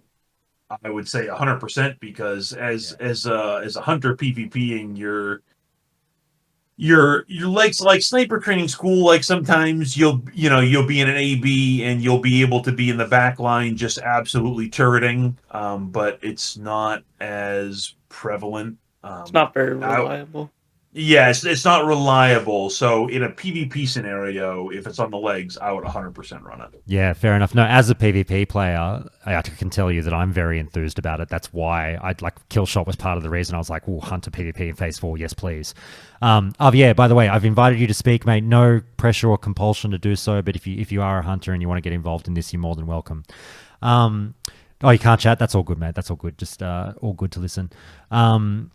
Now, the next one I wanted to talk about was the new ability Wyvern Strike, which is. Gigantor's trying to say, hey, Uncle Creepy, isn't the crit coefficient for Killshot ridiculous, though? It is in Wrath, at least. What is it? Yeah, Sunday? I mean, that is true, but I feel like at least as far as physical damage, once you get into the realm of max level gear with world buffs, Hunter already has like just an absurd crit level that you almost get to a level where I stop being as concerned about crit and just like the AP feels more meaningful to me. No, but I think what he's saying is, doesn't Killshot, from what I remember, the crits just hit for significantly more. Not so much so you're critting it more often, but the actual critical hit. I gotcha. Yeah. You know, I that would be. But it is kind of would, dependent on what they do. Yeah, I would have a hard time giving fruitful information on my thoughts on that, to be honest. All good. But at the end of the day, if you're only getting too often in execute phase because it's 10 seconds long, it's not going to outweigh having more AP for the entire fight, right? Yeah, if it's replacing sniper training, I have a hard time imagining there's any world which is valuable enough. The damage it would have to be pumping out would have to be insane. You need to be able to get like 8 or so, maybe not 8, but at least at least 5 off for it to be. I mean, like just to put it into perspective, in 2019 Classic, aim shot is Hunter's best ability, and it's a 3-second cast, and now we get it instant cast through sniper training, and with an increased crit rate through sniper training. It would just have to be like, it would have to be insane. It would have to be absolutely insane throwing on the legs. Maybe we'll just ask you about Wyvern Strike, and for the people who haven't caught any information about that, it is the Invigoration rune has been removed and replaced with a new rune, Wyvern Strike, Wyvern, however you fucking say it. Your Wyvern Strike is replaced. I say Wyvern, so I'm just going to say Wyvern. Your Wyvern Strike is replaced with Wyvern Strike. Your Wyvern Sting talent is replaced with Wyvern Strike, a stinging strike that deals 100% weapon damage and poisons the target with a sting for 60% of attack power, being nature damage over 6 seconds. Only one sting per hunter can be active in the target at a time, 12-second cooldown. Chimera Shot resets the cooldown of Wyvern Strike. I don't know why I keep chopping and changing on the pronunciation, when used on a target afflicted with the sting effect. So, interesting little gameplay mechanic there. Again, something for melee hunters, but I think it's always cool to get something new, and that sounds like, no one. Well, I shouldn't say no one, but as a classic Andy, Uncle Creepy, you would know. Wyvern Shot, not the most popular of abilities, very rarely taken by any fucking hunters. It's pretty bad. So I love that they found a way to reinvent it. I like the idea of it, and so in traditional Classic, there were certain breakpoints that if you were trying to parse as a hunter, it made sense to go into the survival tree. Like you could have breakpoints that getting like lightning reflexes and things like that for a parsing perspective, if you had the ideal group comp, was the thing to do and it was a thing like it was a feels bad, because if you're gonna go into lightning reflexes, you're literally going all the way down to the tree, and then there's one talent left that you're not taking.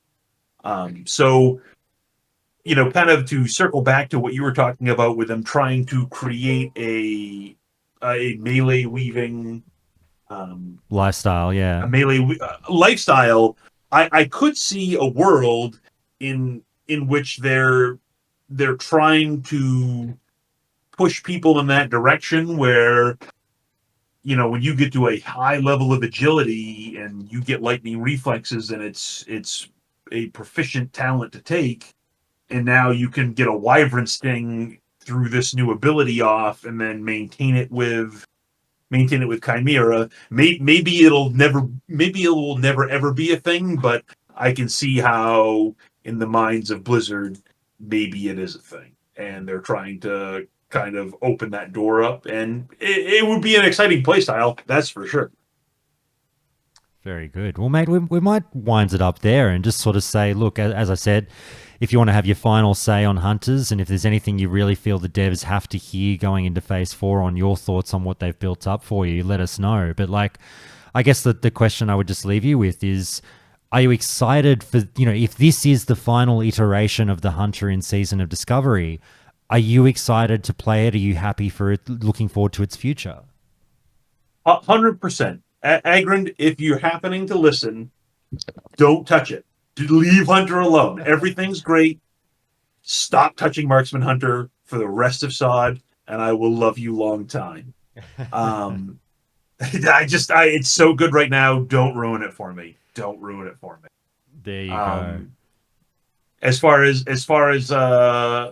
my last mic drop, shout out to Noted, best guild on Lone Wolf, 100%. So you're Horde Lone Wolf, right?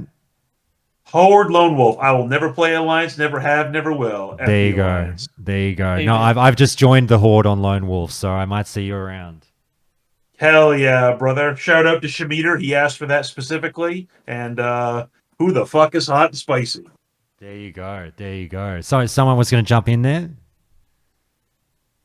Oh, I was just saying amen to his fuck the Alliance. Oh, absolutely. Yeah. There you go. You've won some... Also, yeah.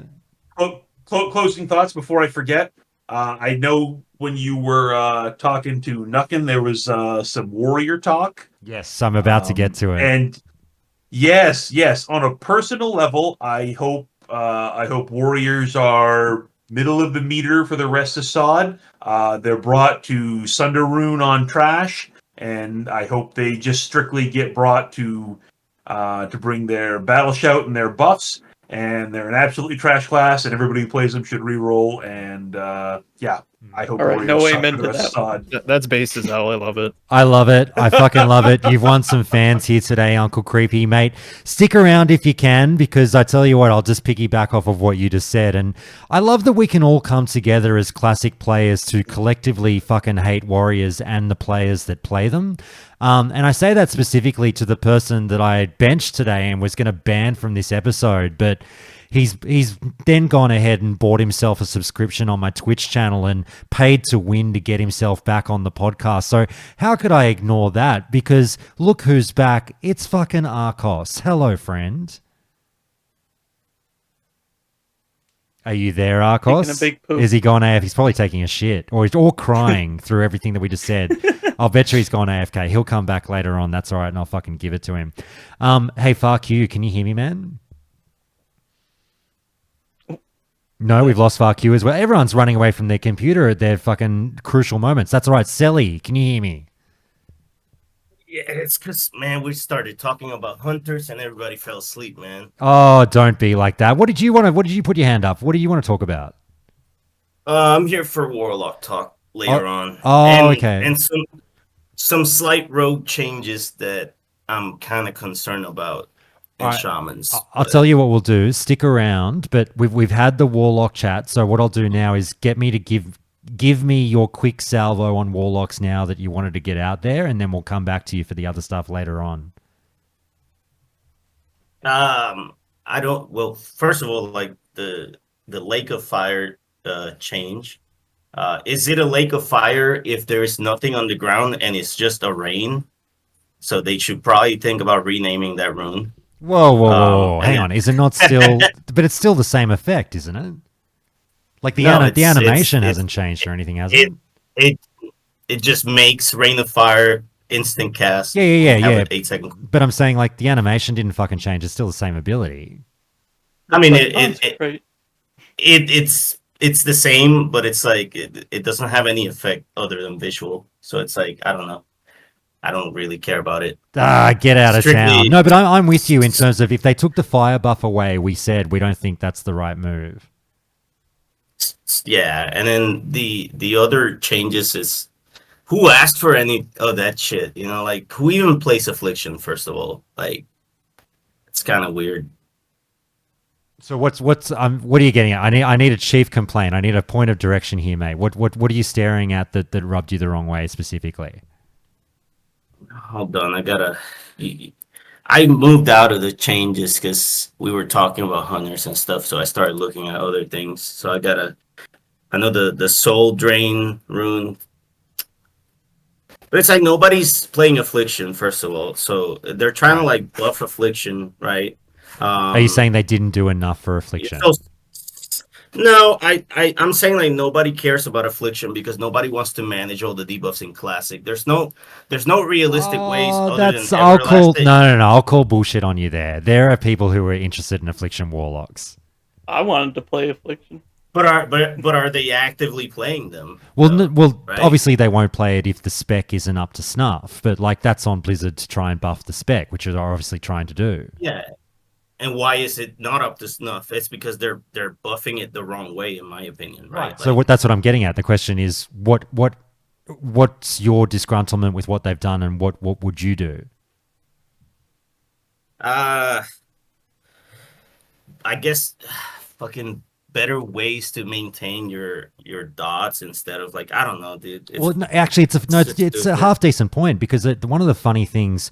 And we're about to talk about Priest. FARQ's back now, and one of the real eye-raising moments in today's patch notes for Priest, we had that. Oh yeah, that's perfect. It's crazy. Yeah, we had this conversation with Nucken when we were talking Warlocks just before. When I really was sort of, I think it's a fun little tangential conversation to have. You know, has the Sod Shadow Priest encroached a little too much on the Warlock's turf? And the stuff that happened with the Shadow Priest today in the patch notes is crazy in terms of look at all the shit that your Mind Flay and Mind Blast or whatever refreshes. It refreshes all your fucking dots. You basically cast your dots once and walk away and just do a direct damage rotation. And I'm like, fuck. I mean, fuck Warlocks, I guess, right? Because they don't have anything like that. Yeah, and then what is it? Everlasting Affliction requires you to Shadow Bolt, and they want to buff Soul Siphon, but they don't want to like make that the thing that refreshes your afflictions. I don't know, dude. I just Nucken, if you're still there, man, let me know. I'd love to just grab you for 2 seconds just for comments on this one because, like I said, if you saw the Shadow Priest notes today, you might have had a chance to look at it now. They really do. It. Yeah, it's crazy. As a Warlock, do you see that and kind of go, "What the fuck?" Oh, it's like yeah. Hang on, Sally. Go, Nucken. What exactly? It was like Shadow Priest changes and why yeah, so what the Shadow Priest got today was they got told if you basically just cast your Mind Flay or Mind Blast and I think one other spell, basically their direct damage spells will always refresh the duration of their lowest dot. So whatever of their fucking 5,000 dots they've got now has the least time available left on it, their direct damage spells will refresh that dot. Gotcha. Yeah, I mean, I heard a little bit about Drained Soul becoming like a thing, right? And if it doesn't refresh the duration of dots, like what's kind of the point on top of that? I kind of agree with that. Like I think Shadow Bolt refreshes with EA, refreshes something, I forget. I don't even play Affliction hardly anymore. It's only corruption. Only corruption, yeah, makes sense. Yeah, I mean, it kind of puts them in a weird spot, right? Where it's like, why even drain soul if you're going to drop corruption unless the boss dies within the duration of the corruption?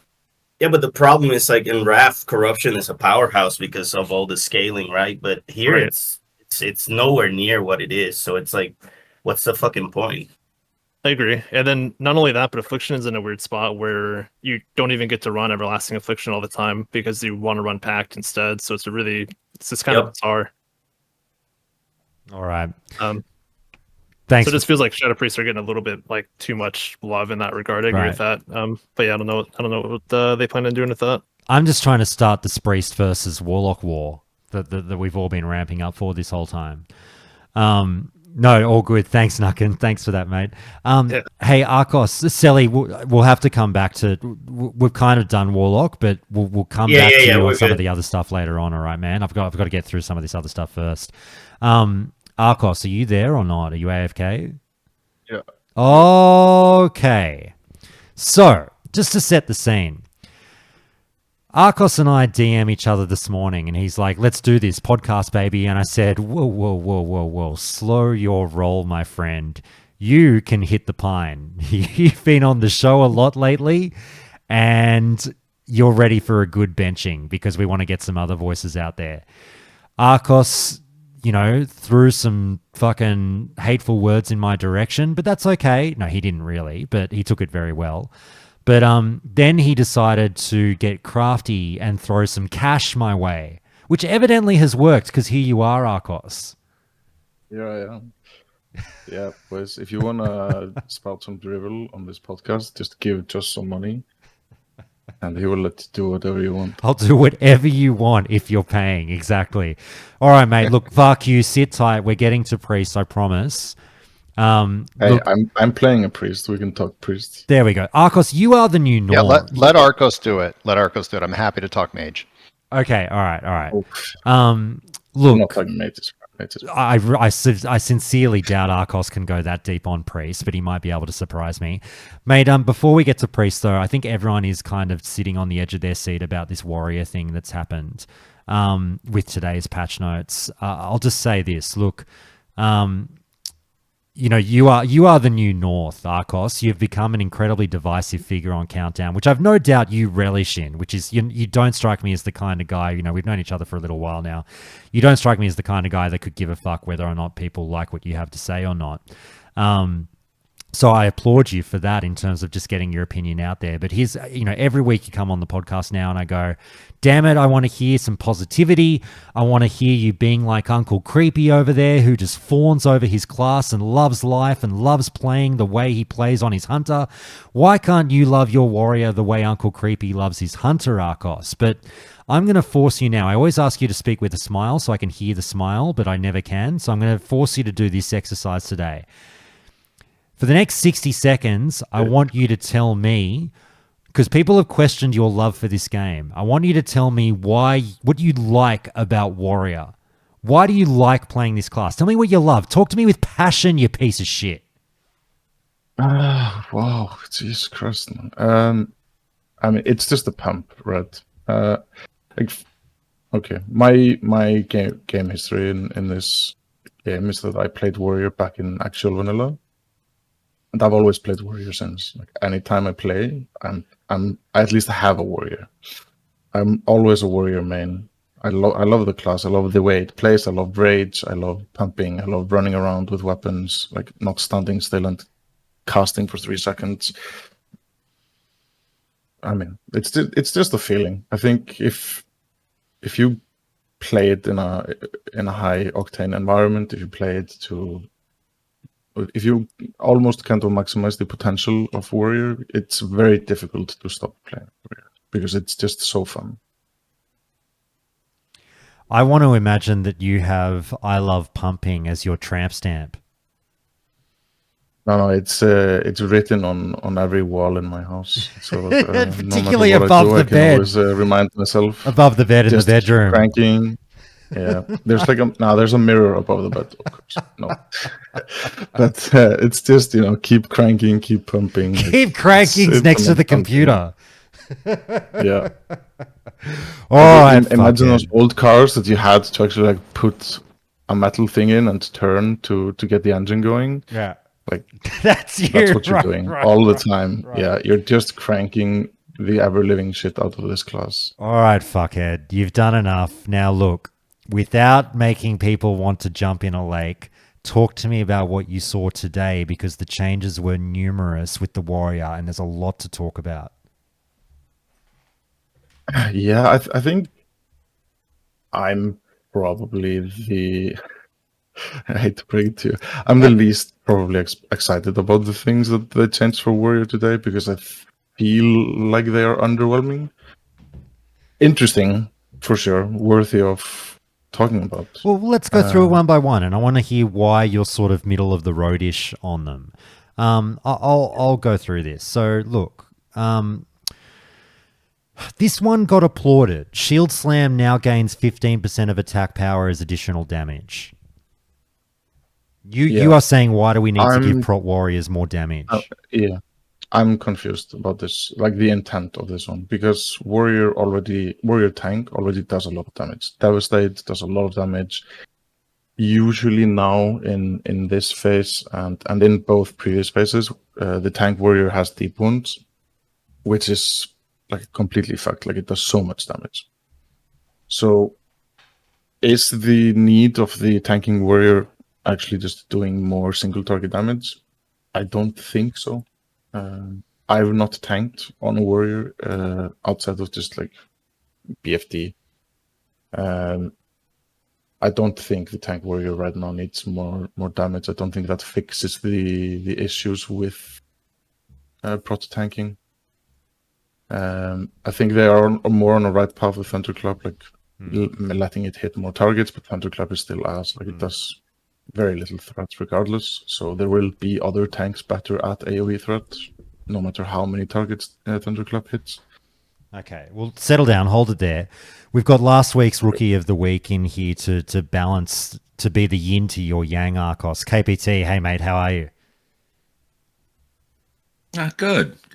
Mate, it's fucking great to have you back. I listened back to the episode we recorded last week, just a couple of days ago, and I really mean it, not just to fucking, kiss your bum hole. I was really enjoying your input on the show, so thank you so much for that, and I'm so glad to have you back. Mate, we're just tearing through these warrior changes one by one, and Arcos is saying he's kind of like, very iffy, much to the listener's surprise, on the changes that have been announced. Now, just this first note, again, on Shield Slam now gaining 15% of attack power as additional damage for the Prot Warrior.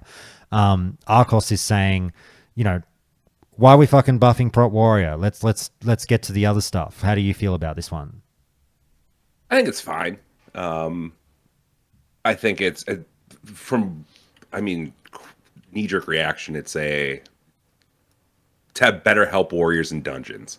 Because when you're in a raid, you're going to have alpha, and if it's really going to be a threat issue, you're not going to have an issue with threat, at least as Horde, with 40% more threat.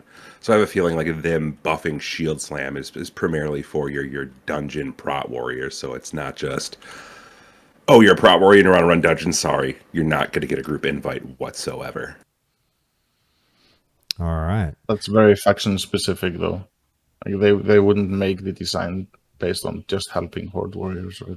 Well, that counterpoint to that is alliance with Self. Like if alliance don't have it's Self, not the same.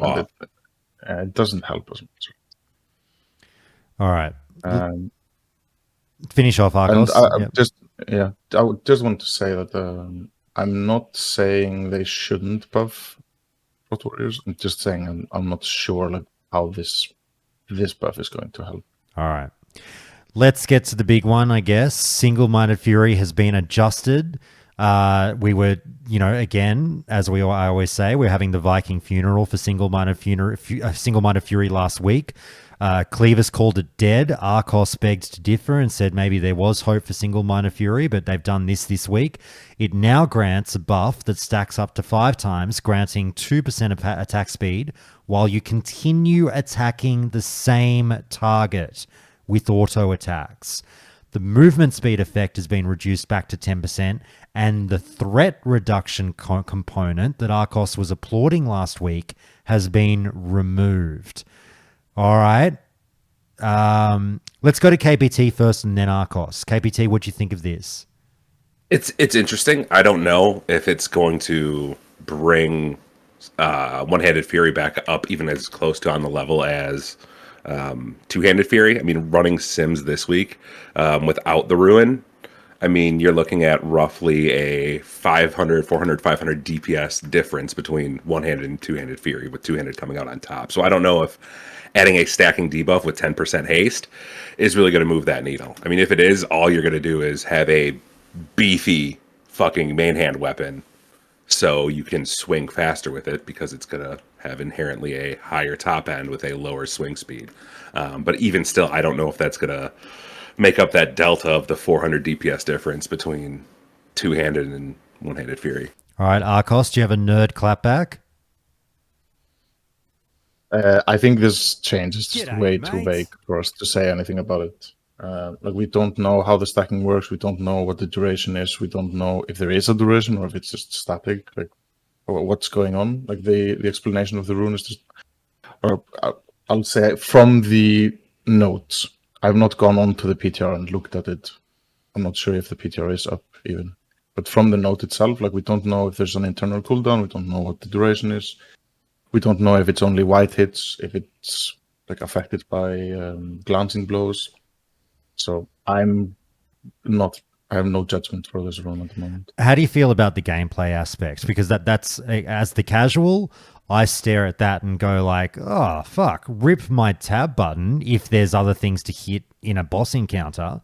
Or even, nobody cares about trash, but, trash, it's a bit fucked. But how do you feel, Arcos, about the whole, like, you must attack the same thing? It's all in the title, single-minded fury, single target, get to it. Yeah, I think this is good for like single target boss fight. Questionable for Trust. It again depends on the duration and how long it takes you to build up the stacks, right? Like, if it works from the offhand, if you have a fast offhand, maybe you can build up the 5 stacks really fast. And also think like we're going into Molten Core. It doesn't have huge trash packs of very easy to kill mobs. It's mostly large mobs, right? That takes a while to kill. On those, I think it's probably fine. Right.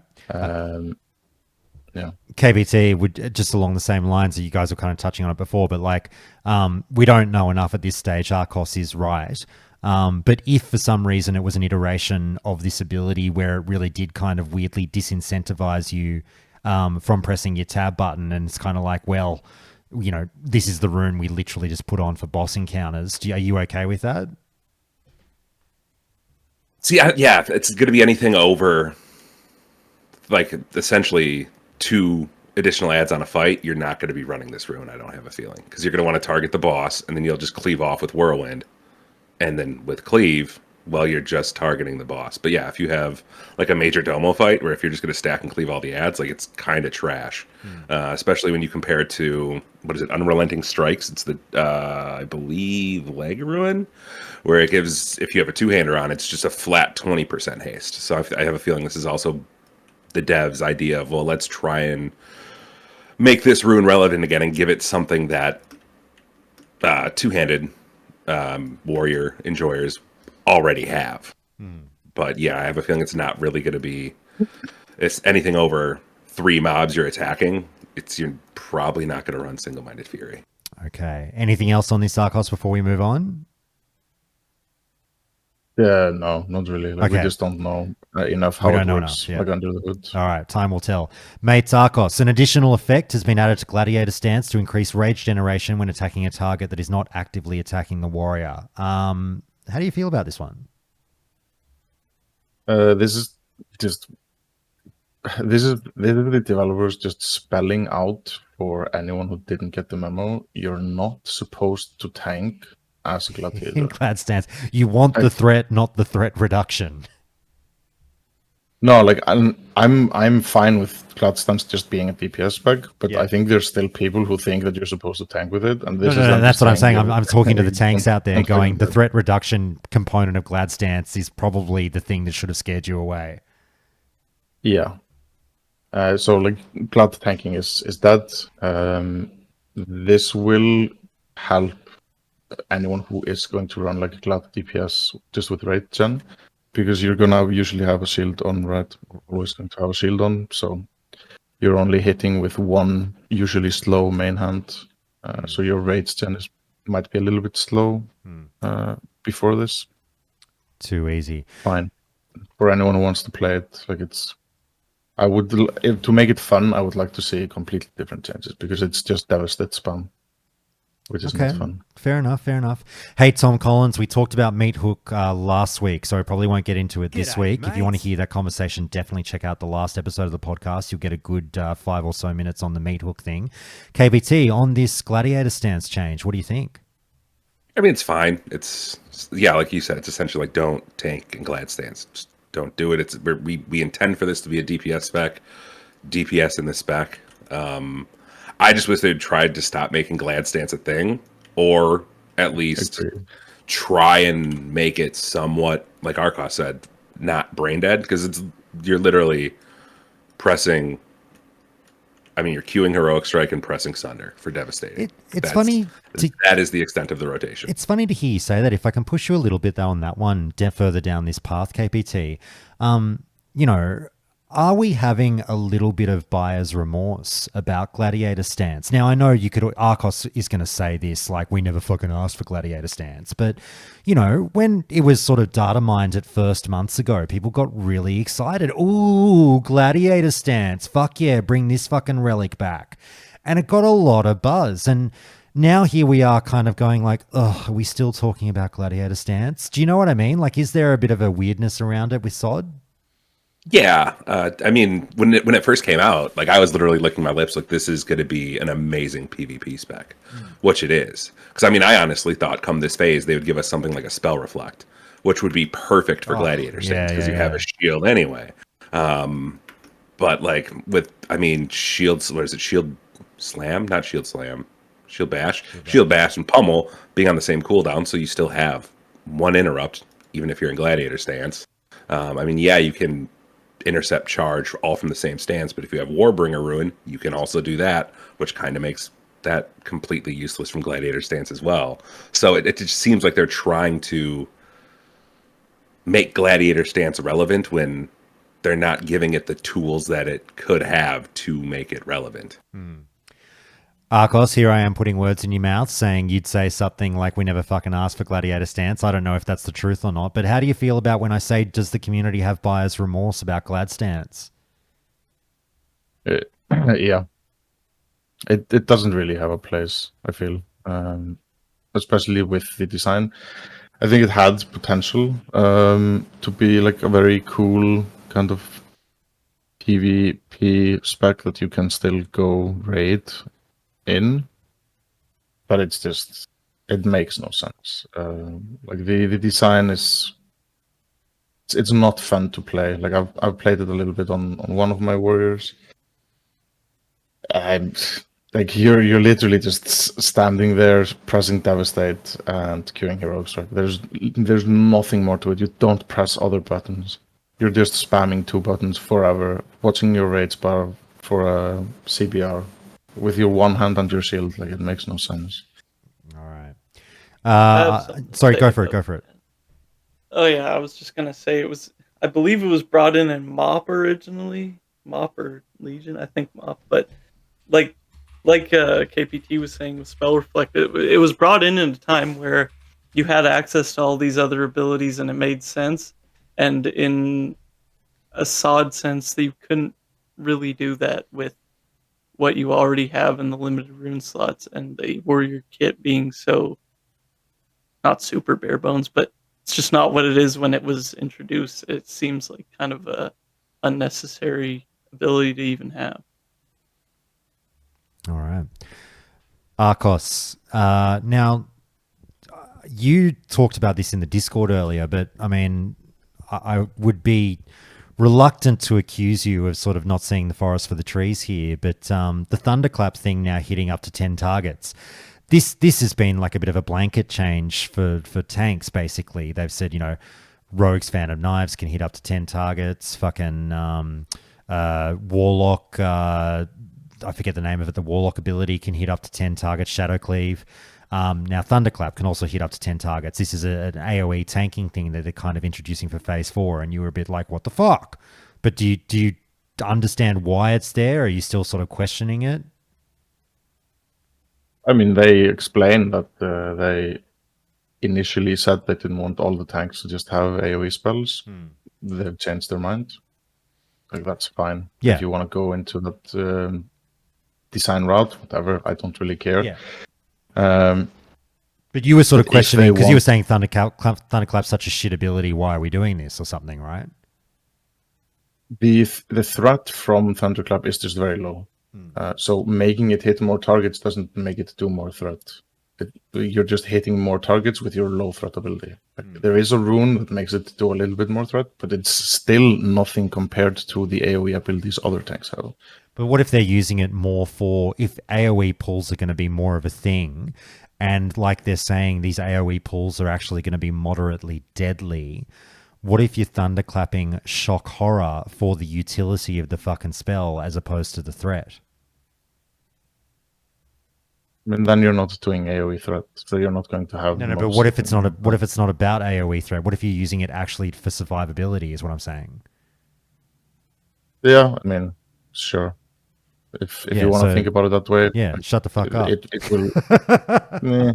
Yeah, I don't know. It's very niche, and it depends on like if you're phase tanking all of the mobs, which you generally do not do if you're AoE tanking. All right. Pretty much, like if you consider the rates that we've done so far and the AoE tanking in them, where we're pulling like 30 to 60 mobs at one time. Once the 100 trap is up, like once you've kited the mobs into it, you're just running in circles around the trap, trying not to take any hits. So whether the mobs hit you 10% slower or not doesn't really matter because you're doing your damn best to not get hit from anyone. But KBT, I feel like it would have made more sense if they added like something like Blood and Thunder, where your rend spreads from your thunderclap, because then it matters if it hit more targets or not. But also, I would say I hear what you're saying, Arcos, and we all know that tank gameplay with the trap and the kite. But I think it's fair to say that the majority of players don't play that way. That is more of a sweaty sort of way. Now, I know you're going to get bent out of shape, Arcos, and say, well, if you're not fucking tanking that way, you're bad at the game. But KPT, if I can throw it over you and sort of say, like, can you understand why they've done this? And do you think, like, there will be a reason to press Thunderclap outside of threat? Yeah, I mean, well, yes and no. Just because with Season of Discovery, they are homogenizing classes. So, like, if you have a Shadow Priest, I mean, really, the Thunderclap is what, 10% reduced attack speed from your targets with AoE. If you have Shadow Priest, they have Homunculi. Homunculi can bring that as well. I mean, given when you have a Thunderclap, of course, it's a lower cooldown than Homunculi, but like Arcos was saying, it doesn't do great threat, which, I mean, surprised me when they did add that Shield Slam buff for attack power. Like, why not have Thunderclap scale off attack power too? It's not uncapped AoE, so like I get why they wouldn't want, like, well, we don't want Prot Warriors or Gladiator Warriors just running in solo farming instances. But I think, yeah, like a Blood and Thunder rune where if like you rend your target, Thunderclap, it now spreads your rend. Or taking that Shield Slam buff that they gave and have Thunderclap also scale off of attack power, so it can also generate more threat rather than just the flat 10% reduced attack speed, which other classes can bring. Yeah, I must admit they don't have that in the game, right? The cata play style of rend into Thunderclap spreading the rend. No, they did not. I'm really surprised they didn't do that for Sod. Yeah, like, or I mean, the other option they could have is, I mean, having increasing the critical strike on Thunderclap, and if you critical strike enemies with Thunderclap, it applies deep wounds on them. Where, I mean, if they didn't want to have a carbon copy of something from, I believe that was Kata that was implemented, they could do something like that, where if you crit, it applies deep wounds can roll off of itself, so you're essentially pressing Thunderclap on every global off cooldown that it is, just to roll deep wounds on targets and get that AoE. Or the other thing they could do is the other Thunderclap thing from Kata is not even have it hit more targets, but you get the stacks that make, because they added Shockwave, right? Yeah, Shockwave's a ruin. So they could do the thing where you Thunderclap 3 times and then your Shockwave does more damage, and they could add threat to that. And they just kind of went in a weird direction with it. All right, let's talk about the big one. This new ability that you get via the spellbook, Valor of Azeroth. What is Valor of Azeroth? Well, I'm glad you asked. It grants all party and raid members 1.5 times the warrior's level in attack power, melee and ranged, and 5% crit chance, 5% crit chance to all spells and attacks. This is not cumulative with the rallying cry of the Dragon Slayer. Now, a lot of you are going, what the fuck? Here's the developer's note. We are trying a rather radical new change to essentially allow warriors to provide themselves and raid members with Dragon Slayer Light in case they or other raid members don't have or have unfortunately lost their world buffs. Warriors in particular gain a massive amount of power from world buffs, and the class can feel a lot less satisfying without them.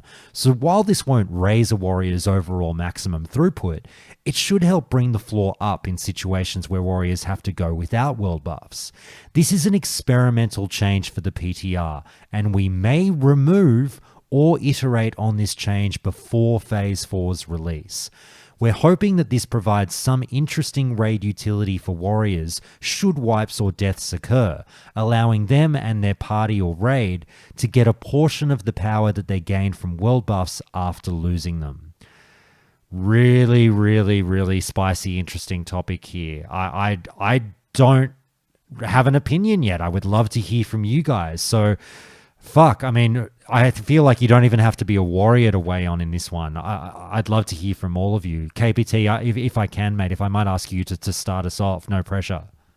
Yeah, no, it like I read this change and just like I did now, I let out a big sigh because it's like I play Classic for world buffs because death is finite. If you die, you lose damage. Like death means something in raid, and by implementing this, it just it seems, and not to go back to 2019, but it seems kind of like the snowball effect where it's okay, well, if warriors bring rallying cry, who's going to bring war chief, and then who's going to bring the ZG buff?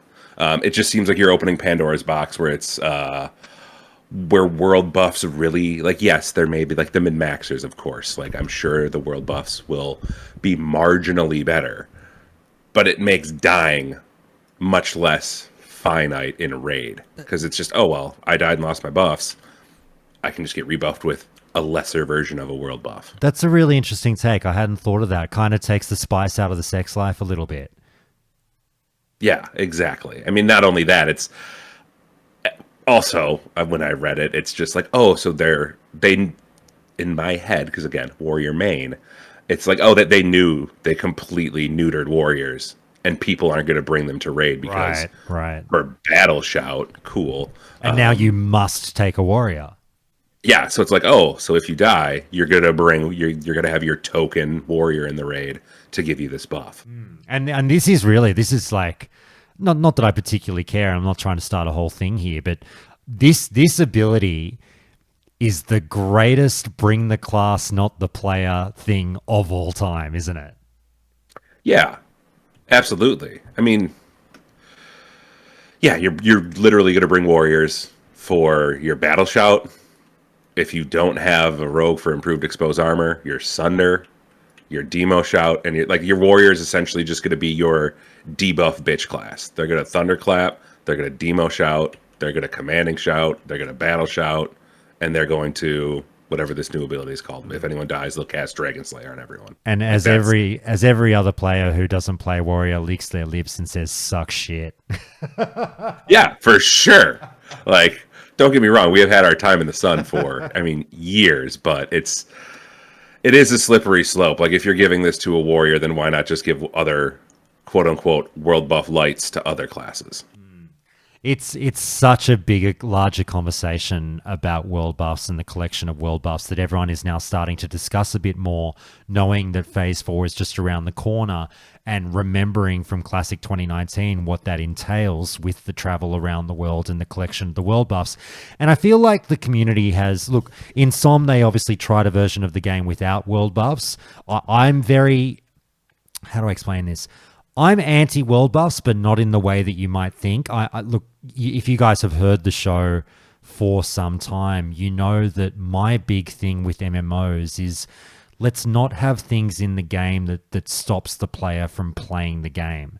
And I know that a lot of you romanticize the social experience of the collection of world buffs, and it's great, I get together with the boys, we crack a beer, we travel around the world for half an hour, we get these buffs and we log off. It's fucking great, we catch up, it's sick. My argument is, as much as this might sound funny, is that you're not really playing the game. You are doing beyond mundane busy work. And like people could say, but Josh, world PvP can fucking happen at the world buff location. And yeah, it can. It can. How often it happens is another question. But I'm happy to be shouted down on this one, quite frankly. But I am just sort of like, again, this is my rant on like 3-minute walks back to your body in ghost form or whatever in Classic. I'm like, let's not have things in modern MMOs that you're logged on, but you're not actually playing the game.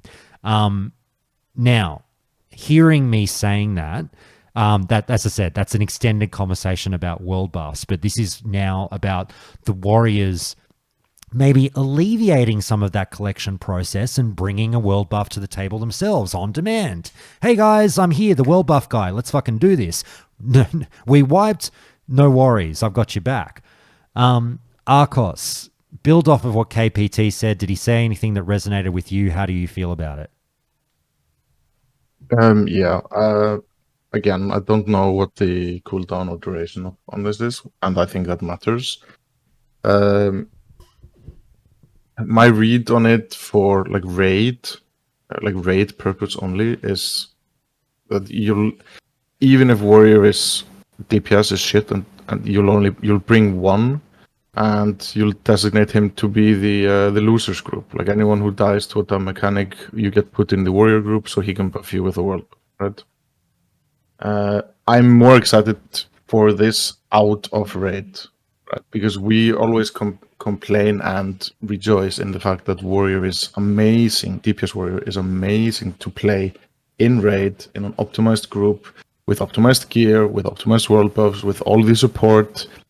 So much fun. But alone, out in the world, farming, doing world PvP, doing BTs alone, etc., etc., it's kind of underwhelming because you don't have the support of 15, 20, 39 other people to buff you. So in those situations where you're running around alone in the world, there's 3 mobs, 5 mobs in front of you. You pop a world buff, you go kill them all, right? In world PvP, you have a close fight, you pop the world buff, and you gain an edge. I think that's where I'm more excited for this rather than in raid. I will always have all world buffs on my characters, doesn't matter where I'm playing. Everyone else will as well. If someone misplays and dies, which they should try to avoid, they'll get a backup of 1 world buff. They won't get a backup on DMT buffs or Songflower or Watch's Blessing or DMF. So this is only 1 buff, right? Out of 6, 7 world buffs that you normally gather. So I think we are focusing way too much on it inside of the raid, where it's not going to be as significant for the warrior himself. Okay. Anything? I'm going to throw it out to everyone here. So, Fark you, I've just got a funny feeling that you're going to have something very wise to say on this larger issue about warriors just rocking up with an on-demand world buff. Nuck and Zunder, I don't know if you guys have anything to say on this, but you're more than welcome to chime in as well. I'll start with Fark you, mate. Go for it. Okay. You can hear me all right, right? Yeah. Okay. All right. So I was stoked about this because there actually is not a lot for Mage for various reasons in P4. But this is exactly what mages crave. Why I am impressed with what they're trying to do is firstly for what Arco said, because it does suck to have a warrior by yourself in the open world, so you can just get a little bit of oomph behind you. But warrior is also historically it's the F1 of classes. It is so finely tuned, and it's the one where there's so many variables that can make just enormous amounts of difference and multiply and scale. And as a result, like Arco said, they're the ones that are getting supported. they never have to support other people in the same way. So they're always doing damage in some direct way that's really going to benefit them, and they do well when others are helping them. But I liked the notion that they're trying something where warriors can finally help the raid as a whole. And it did say party and raid. So that means any warrior. Now, I think the spell thing that Arcos talked about, the cooldown, how often this is, that makes a significant difference. I could see this being something where you might need 2 or 3 warriors to rotate through this with the spell. But it's also, are they doing it with rage? How much does that play into their DPS? How does it feel to throw that in every once in a while? What are they having to mind? Like, there's some elements of layering here, but at the same time, I think what Arcos and KPT really laid out is when you've done the work with Warrior and it's modified at all, it has a significant change in not only how it plays right now, but your historical knowledge of the class. And I don't think that's happened with any other classes in SOD to the degree that like what you used to do was really fundamentally changed if you played a particular spec. And it's not the case with mages. Maybe it is with locks, but rogues, hunters, shamans, the things they did before, they can still do, and in some cases do more interestingly. So I think the piece is, one, it's cool to have the support. 2, it's nice to give warriors a little bit of something in the open world.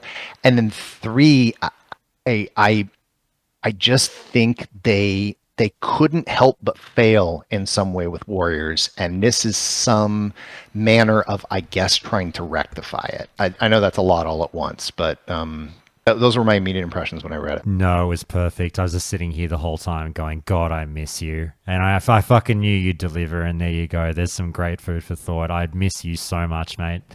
Thanks, Josh. Hey, Zunder, Nucken, I don't know if you guys want to chime in on this. Just let me know if you do. Zunder, have you got any thoughts on this one?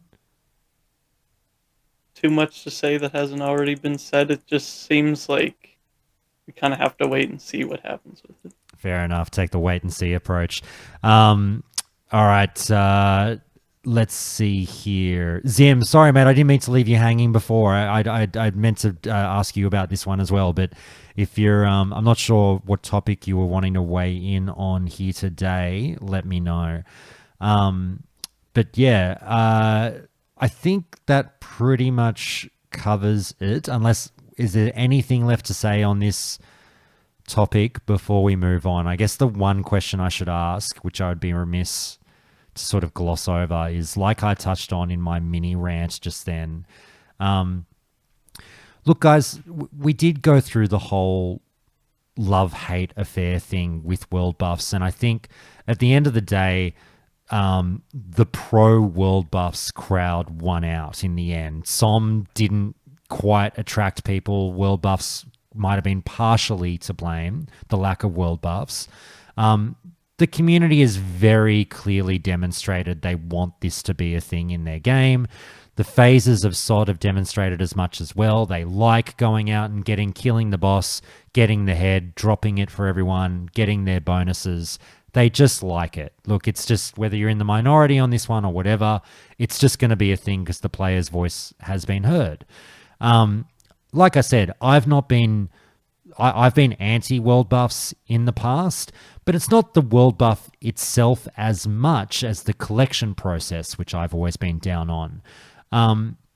How do you guys feel? Because I've seen the conversation starting to ramp up on the subreddit again in the last week.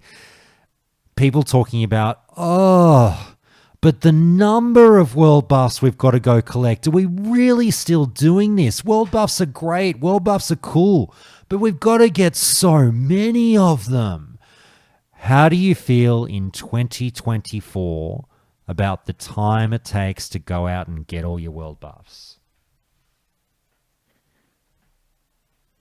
I'll take this one. Like, it's like the people complaining about having to go out and get their, like, you knew what you were signing up for. Yeah, and there's like, always the you don't have to argument. I get that. I push back on that a little bit, but I get what you mean. Yeah.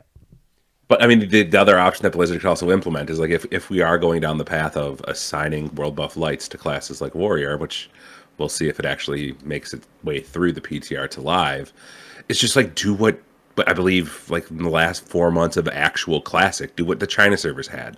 I think it was like every 2 hours in Org and Stormwind, world buffs just dropped. So like, yes, you still had to go out and get your DMF, you still had to go out and get your DM tribute world buffs, but you got the, I mean, not the, what, 2 or 3 in Org, or 2. You still got War Chiefs and The core ones, Rallying Cry in Org, yeah. So like, they could implement that. I think I have some stuff to say. Yeah, Nucken, please hit us. I am a very anti-world buff person as a parser. If you die, your whole raid is just done. There's no reason to even be there anymore, in my opinion. It's terrible. I hate it. It's not so much the collection process, it's more so the dying. If you die, it's just over. I hate that aspect of the game. But personally, I wouldn't mind if they made it somewhat easier to get some of these buffs. I hate War Chief's Blessing as Alliance. I think it's terrible. It's one of the worst things ever made, personally. Well, you're getting your own version of it. Did you see what happens? Yeah. Oh, I didn't see that. That's good to you're, hear. you're But getting yeah, the, like, what is it? The fucking Benevolent Light of Stormwind. I made that Stormwind. up. What's it actually called? Stormwind, fuck. Yes, Stormwind no, Fuck I- Party. Yeah, That's it. that's it, Stormwind Fuck Stormwind Party. Fuck. Yeah. Might of Stormwind. There you go. okay, Might of well, that's Stormwind. good. That's a really good change. Yeah, I agree. But in general, like, yeah, I really dislike the feeling of you just die to something dumb and then your whole raid is pretty much over. Like, it just doesn't feel good anymore. Can I press you on that? Like, what? Like, does it? Do you think it just like generates a toxic environment? Absolutely, yeah. Like, it just feels like just something really random can happen. Like, let's say Dream Scythe and Weaver, and someone just loses threat real quick. You get meleeed and breath, and you just die.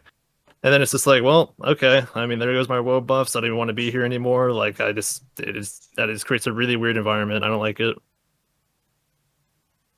Spoken like a true parser, of course, but you did say that. Yeah, at the start. 100%. Yeah, yeah. I don't speed run. I don't care. I literally just want to kill bosses fast and parse high. And coming from that perspective, world buffs are very anti-fun. So let me ask you this question then: if like in like let's say level 2 in MC, it's like a ticking fire debuff. But then level 3 it's that same ticking fire debuff, but you cannot zone into the raid, or when you tune it to level 3, it removes your world buffs. Would you like that change? Absolutely. Yep. Okay. I wish the classes functioned better without world buffs. I'd be down with that too. All right. Needless to say, I disagree. But, Well, tell us why, Arcos. I think world buffs and gathering them creates a lot of emergent gameplay from the community, and yeah, like it fucking sucks back in actual classic vanilla when you got killed or dispelled, etc. But you either learn or you don't. You avoid it or you don't. And if you don't want to play with world buffs, play with people who don't want to play with world buffs. Like, there is nothing mandatory about it except your own expectation. If you want to play with the best players, if you want to parse the highest, if you want to go the fastest, if these are the things that you want to do, or you want to get carried by good players, etc., you're gonna have to, meet their requirements, right? If that's world buffs and you don't like world buffs, maybe you need to change your own expectations. Personally, I enjoy going to get world buffs. After raid in my guild, when I'm doling out the loot, we go. We get the CG, so the CG island buff together. We go, we summon the entire raid then to Fellwood, and we get Songflower together. Like, you can make it more bearable rather than just 20 people, going off on their own and with risk. Well, I mean, I even said I don't even mind obtaining the world buffs. It's more so just losing them is just the worst feeling. Yeah. There isn't much more to say about that than like don't die, but sometimes that's a little bit harder than he's easier said than done. It's taking all of his power to hold back a big old get good on you, Nucken. Oh, I know. Yeah, I mean, it is what it is, right? Like I don't die often, but whenever you do, or even just a fellow raid member, right? That kills the kill speed alone, and then it really kind of ruins it too. So I don't know. I mean, and that's the risk, but that's also like one of the things that make, for me, like going fast so much fun, because there's risk involved. If you die, you're fucked. Like, you can't just like for example, like the parsing in Wrath, right? Like there were literally Taiwanese guilds and Chinese guilds doing 6-hour Naxxramas runs, because if all 6 or 7 of their unholy DKs didn't get a full proc on every possible proc for their gargoyle in the first 6 seconds of the pull, they would just wipe the boss and go again.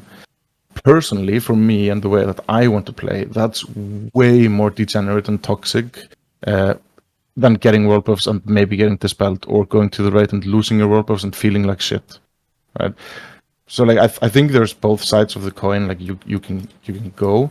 I prefer if the community is like making the emergent gameplay rather than the proc-based nature of 16 different things just for a Warcraft logs parse, right? All right. But that's just me. Okay, we'll move on, guys. It's the old I don't die often, but when I do, it's Dos Equis.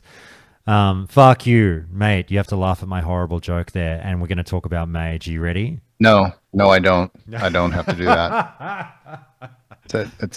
That's not required. Yes, I'm happy to talk about Mage. Yeah, you can't stick but around I do too long, wanna- so let's do it. Okay, I do want to give a little bit of a kind of caveat, because I've listened to all of the class talks throughout the different phases and stuff.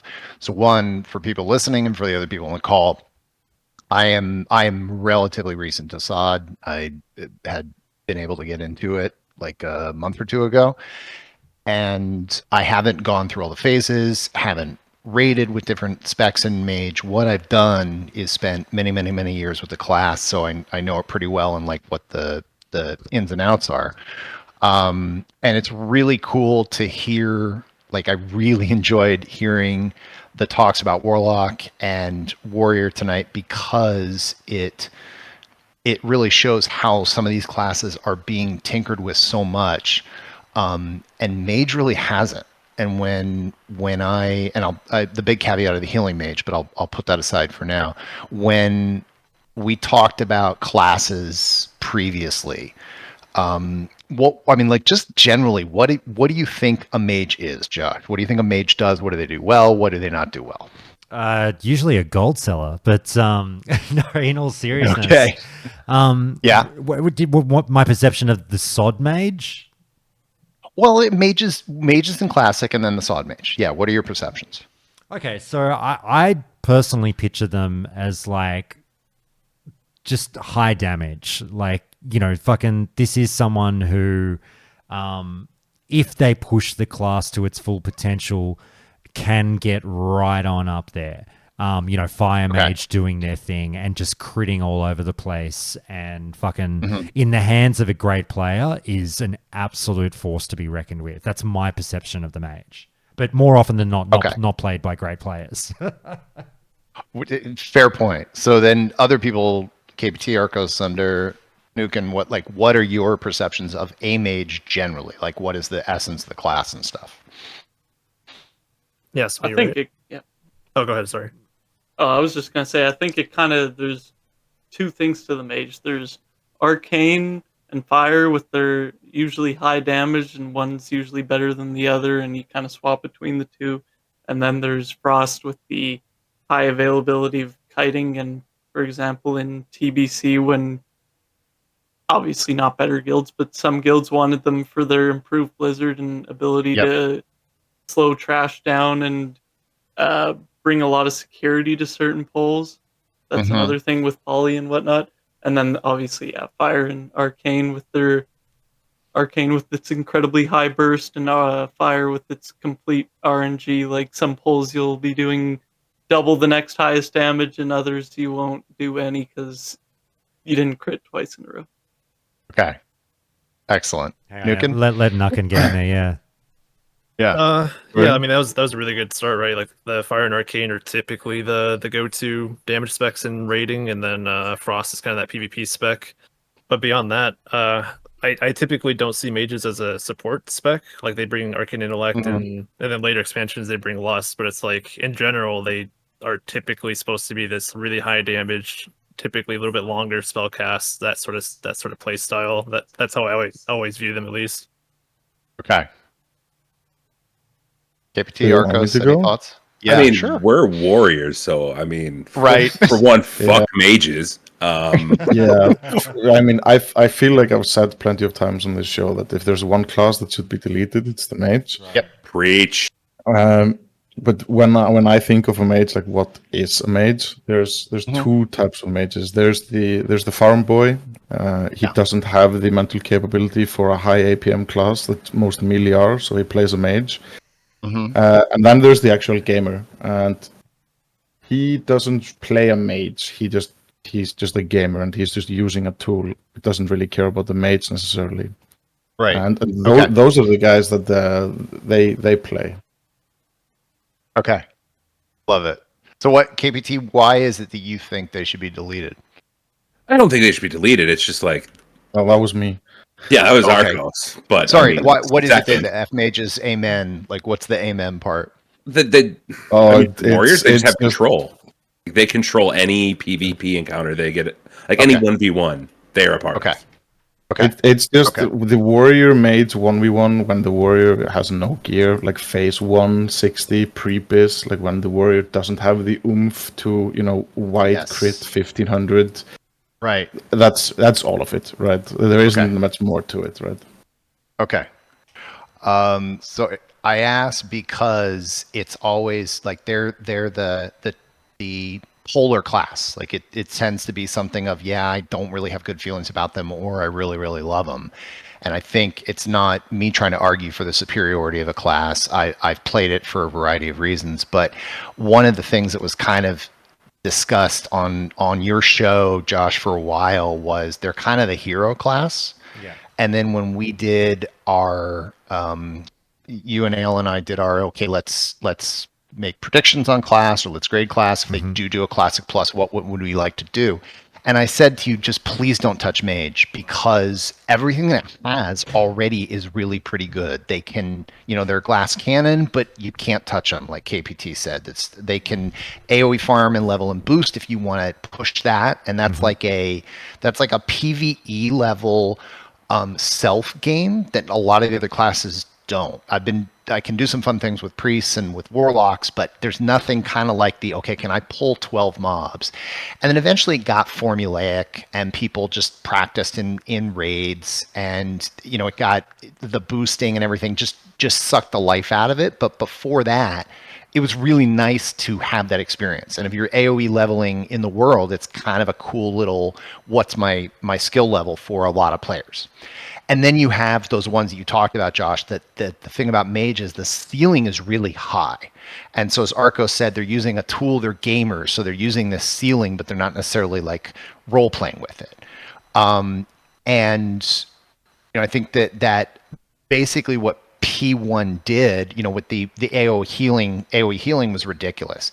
They tried to introduce something that the class wasn't. The class was about control, damage, flexibility, AoE. And so now let's make you heal. And that was almost destined to either go into those extremes, because we've seen those extremes with mages when it comes to farming and boosting. You give them a little and they're going to break it. So they had to nerf it into the ground. But when it really comes to the core things from vanilla, they can still do that.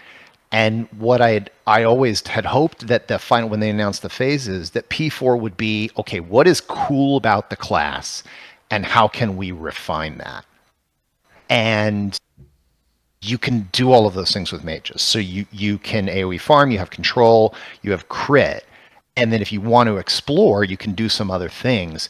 But it just made the mages better. Like that's the forest of this stuff, because I know a lot of people that you have on the show are really good at the trees, and they're really like the numbers that you're talking about, the way that you're talking about the classes, the role playing element that you have in it, the passion that people have for it. Like that's really clear. But mage, in some ways, it's the hero class, it's the easy class, but it's also the one with a high ceiling, and the core essence of it didn't really change. So when I looked at and saw the changes for P4, I was like, oh yeah, you just made these things better. That's basically what it did. You've just summed Darkos up to a T, and I've never heard a better description that's going to make him question everything in life when He can see the trees so well, but not the forest. No, but he can. But he's an explorer in the trees, and it's nope. I'm being serious and complimentary. I really like how he is there. There's that element of passion, and I'm tuning it. That's in the F1. Arcos has been doing that for years. He's been driving an F1 car, and he knows how it feels when the track is slightly bumpy or slightly wet, and he knows what's going to happen if you make big changes with the vehicle. And since he knows what he can do, the things that get him less than that, or at least this is what I've heard in my impression, are very disheartening because it's damaging what he's had. And in an MMO, that's the worst sin, is to give somebody something and then take it away. How much did you pay FAQ, Arcos? Hey, he got 5 subs, mate. Very good. Well, look, fuck you, you're on a roll. I'm fucking on the edge of my seat for everything that you're saying here. If I can lean you into that's a great preamble and setup to you discovering this version of the Mage as a latecomer to SOD. So if I can get into what we're getting with Phase 4, seeing what you've seen over the last month or two in coming to SOD and experiencing this version of the Mage, when you look at these notes on last week and today on what's to come for you guys in your final iteration, how do you feel about how this thing's going to play? Well, you see, so one, I cannot speak to raid healing. And I think that's the caveat. So I haven't done it. But it's just so not what the class is about. It really is like we've got 25 guys, and we always appreciate James, and he's a really neat guy, and he's always helped everybody out. And he wants to play the healing mage, and he wants to do that DPS, but also heal at the same time. Let's let him try it, because the people who have been playing it, who I've been listening to, they say you can do some stuff, but it's wacky and interesting. Some of the things that are coming out. So you can do these little protects. So one of the thing is that the rewind time is the save heal. But it's pretty much useless in PvP because you can still dispel temporal. They've saved that ability, which mages have been clamoring for some time now, by moving where it's located, because you had to make a bit of a Sophie's choice with it before. Exactly. Yes, you did.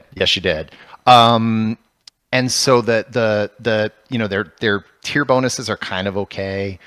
The 6-piece is intriguing, and I don't know how it's going to work. And this is where I'm really not sure what it's going to happen. But the mass regen and how much the arcane damage will lower that cooldown 1 second every single time. It will be neat for somebody who's into that to theory craft how quickly could you get a reverse time save heal. But it's just so expensive. So it's all the other healing classes. Their heals are based on sustain, not like, I'm gonna throw everything on one heal and then I'm gonna get out of the way. Like that's not the core mechanic of the class. And that seems to be with Mage. You have to be really deliberate about when you're offering a heal, just because of the huge mana cost. And that temporal anomaly, the stacking the shield thing, where basically like if you can get it following them in a little parade route, you can do like 1400 damage absorption. So it can really limit some of the maybe like radiant damage that you're getting from something that normally you'd say, oh, this might hurt me enough to where I don't want to do it.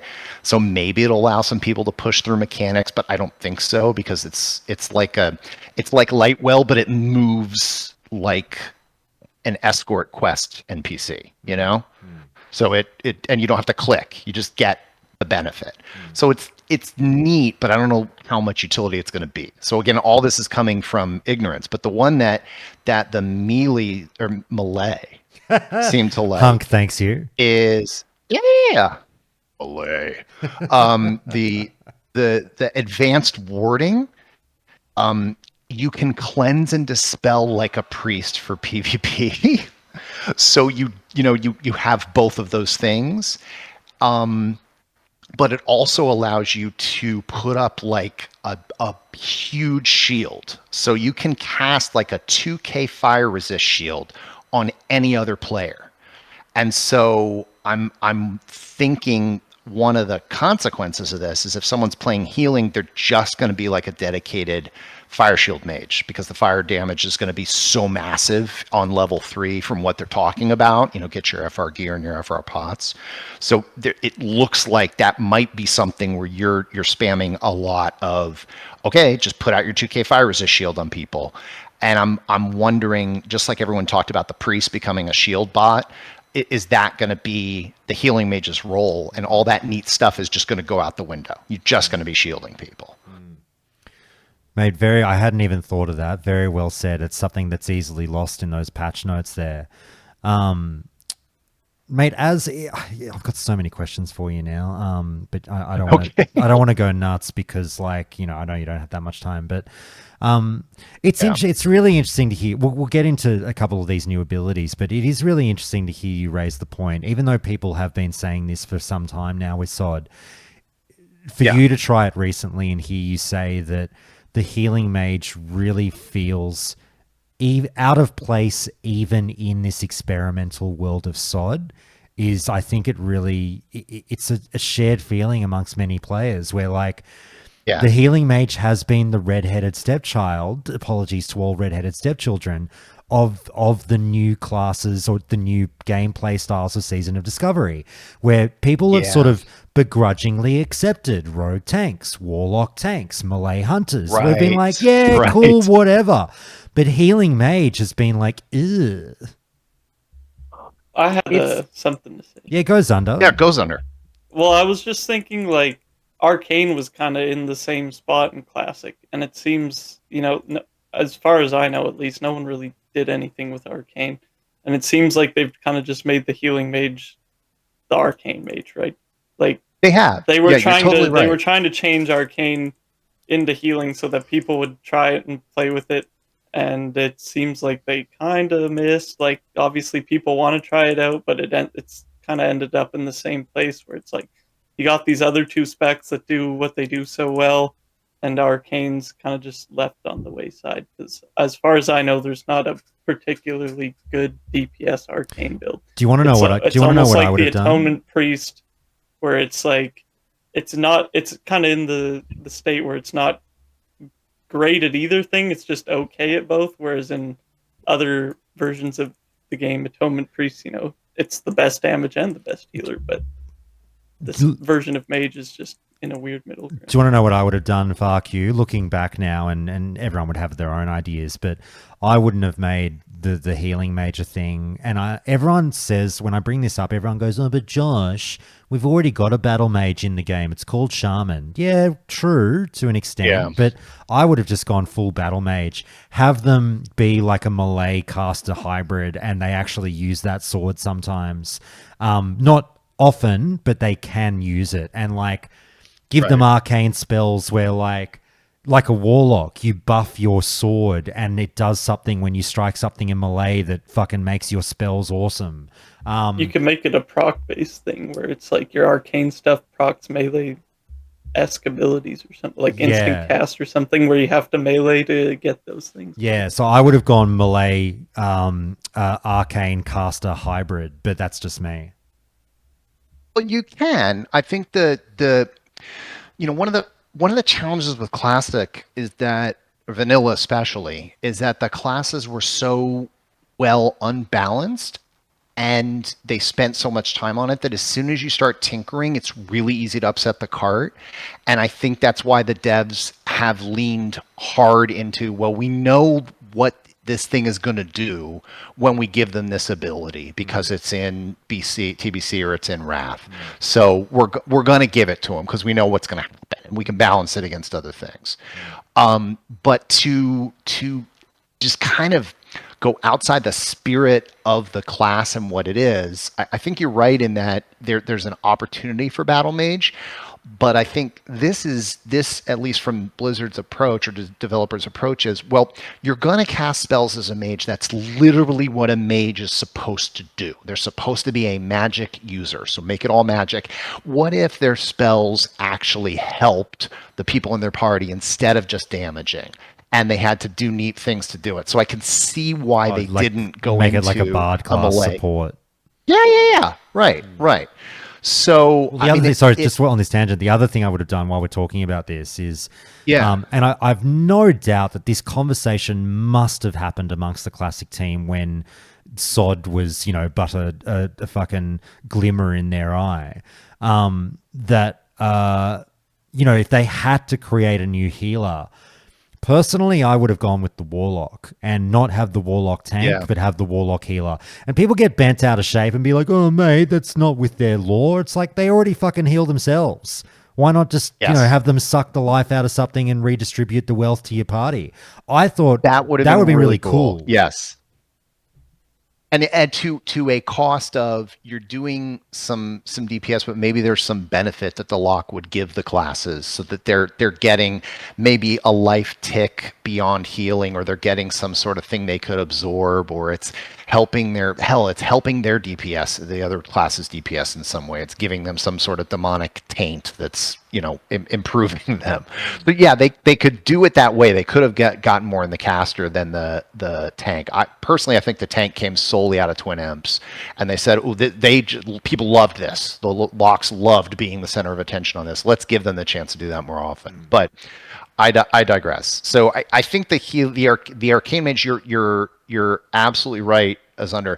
Arcane was never good in vanilla. I don't think it ever will be good. You look at the DPS perks right now, it's really awful. And I know it's the healing spec, so maybe it's supposed to be lower. But yeah, it's like they didn't even try to make it a DPS spec. They just were like, let's just change it. Fuck it. So it is. You're stuck with fire. To be fair, like I don't know. It wasn't different enough for them to just tune it and say, yeah, we'll make it a little more viable. But it's like you could have made like a fourth spec, right? Like, Warlock tanked and overtake another spec, right? I'm not saying they had to make Arcane viable. I'm just saying it does seem like they just completely said, fuck Arcane, let's make the healer. They did, but I mean, part of what I appreciate about Sod is they're taking swings for a change. They're finally taking swings, and this was a big one. And it was so busted in phase 1 that it was like, I mean, and that's the problem with mages is it's so good in PvP, but it's also so good. You could tank dungeons by yourself. I mean, your power leveling was off the charts. So like it would have. So I do AOE leveling in the world. And it just would have it was an exponential increase in the ability to do that, and it made it easy. It made it like really easy because you had to put in a lot of time to get good at massive AOE leveling the way that people did in Mara and ZG. So you had to put in the time. Now it just kind of made it easy. So they had to get rid of it.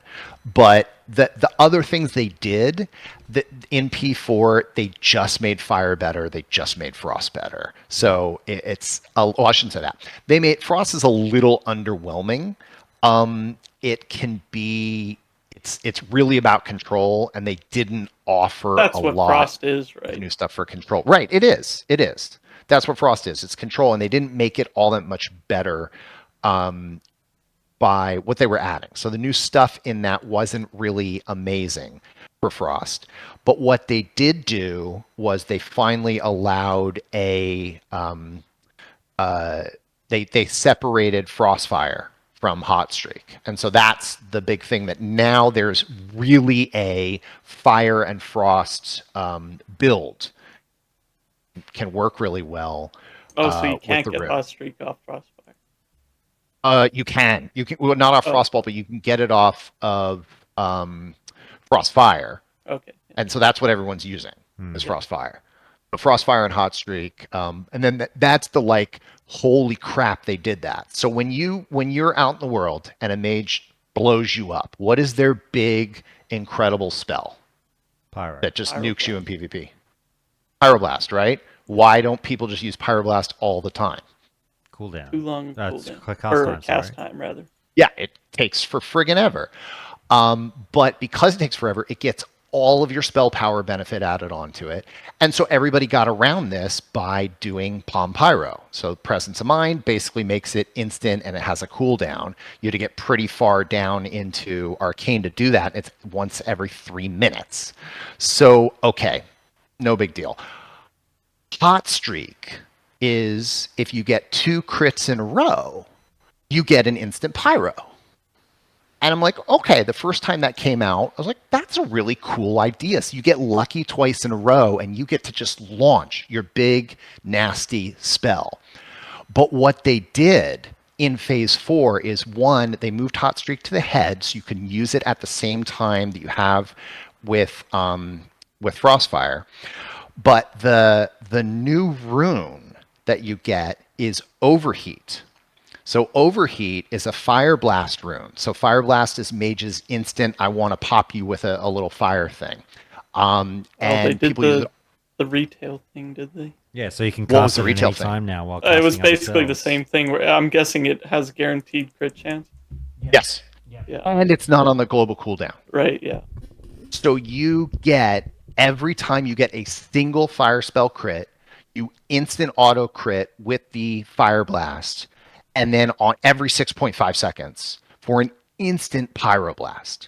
So it's just going to explode. Well, So that just makes it feel better, right? Because one of the main problems I've always had with Fire Mage is no matter how good that's not true, but you have decent gear and you still do nothing because you just don't get lucky. Well, And this there's is no so way this to is just bad luck. circumvent This that. is bad luck protection personified. Yeah. Right. So all of the for like the PvE endgame, mages do 2 builds basically. They do a deep frost build for Molten Core and for BWL, because all of the mobs in there are fire resistant. So it's really pointless to cast a lot of fire spells in there. You just do so much less damage. Fire overall has a higher damage threshold against single targets. So as soon as you get out of that fire resistance, everybody goes fire. And you do those rolling ignites, and you can shove somebody with a PI, and all of a sudden they're just blasting. Part of what limits their blasting is those crits. And that's the RNG about who's the top mage for the week on boss fights. Have they Who got changed the that for crits? Who got the Classic? ignite? Or What? have they changed that for Sod? Or is it No. still everyone gets the one ignite and whoever crits first is number one? That's it. Yes, Okay. as far as I know, that's it. That's number one, and then you need somebody who's dedicated scorching with the full scorch talent to be able to do that. And so it just adds that crit, and now the warrior's buffing with 5% crit.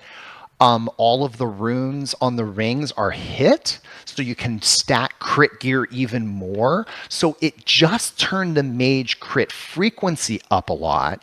And because of that instant crit, you don't need to go all the way down the fire tree for combustion. And so combustion was every 3 minutes, you get to increase your crit chance by 10%, and it lasts until you've critted 3 straight times.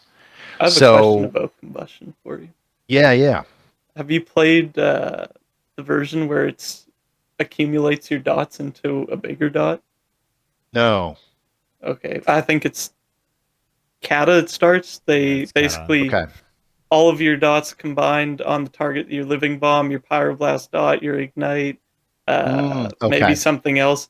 You have all those ticking, and then you press combustion. It combines all those and does. Those still keep ticking, but then combines them all into a bigger dot. Do you think that would be more fun for? I mean, it would probably be completely OP, but I've always found combustion as it is in Classic a little boring, and with all the changes you've just mentioned, even less relevant. Oh yeah, I think it's irrelevant right now, but I don't think they're going to rework the talent tree to that degree at this point, if they haven't already. But yes, it essentially I mean, you might go down to Blast Wave because that's really great for PvP.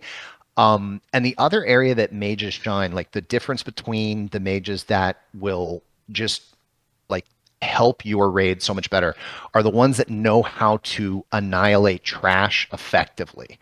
And so there's that AoE element of, can you quickly nuke everything down in addition to using all your cooldowns effectively on the boss.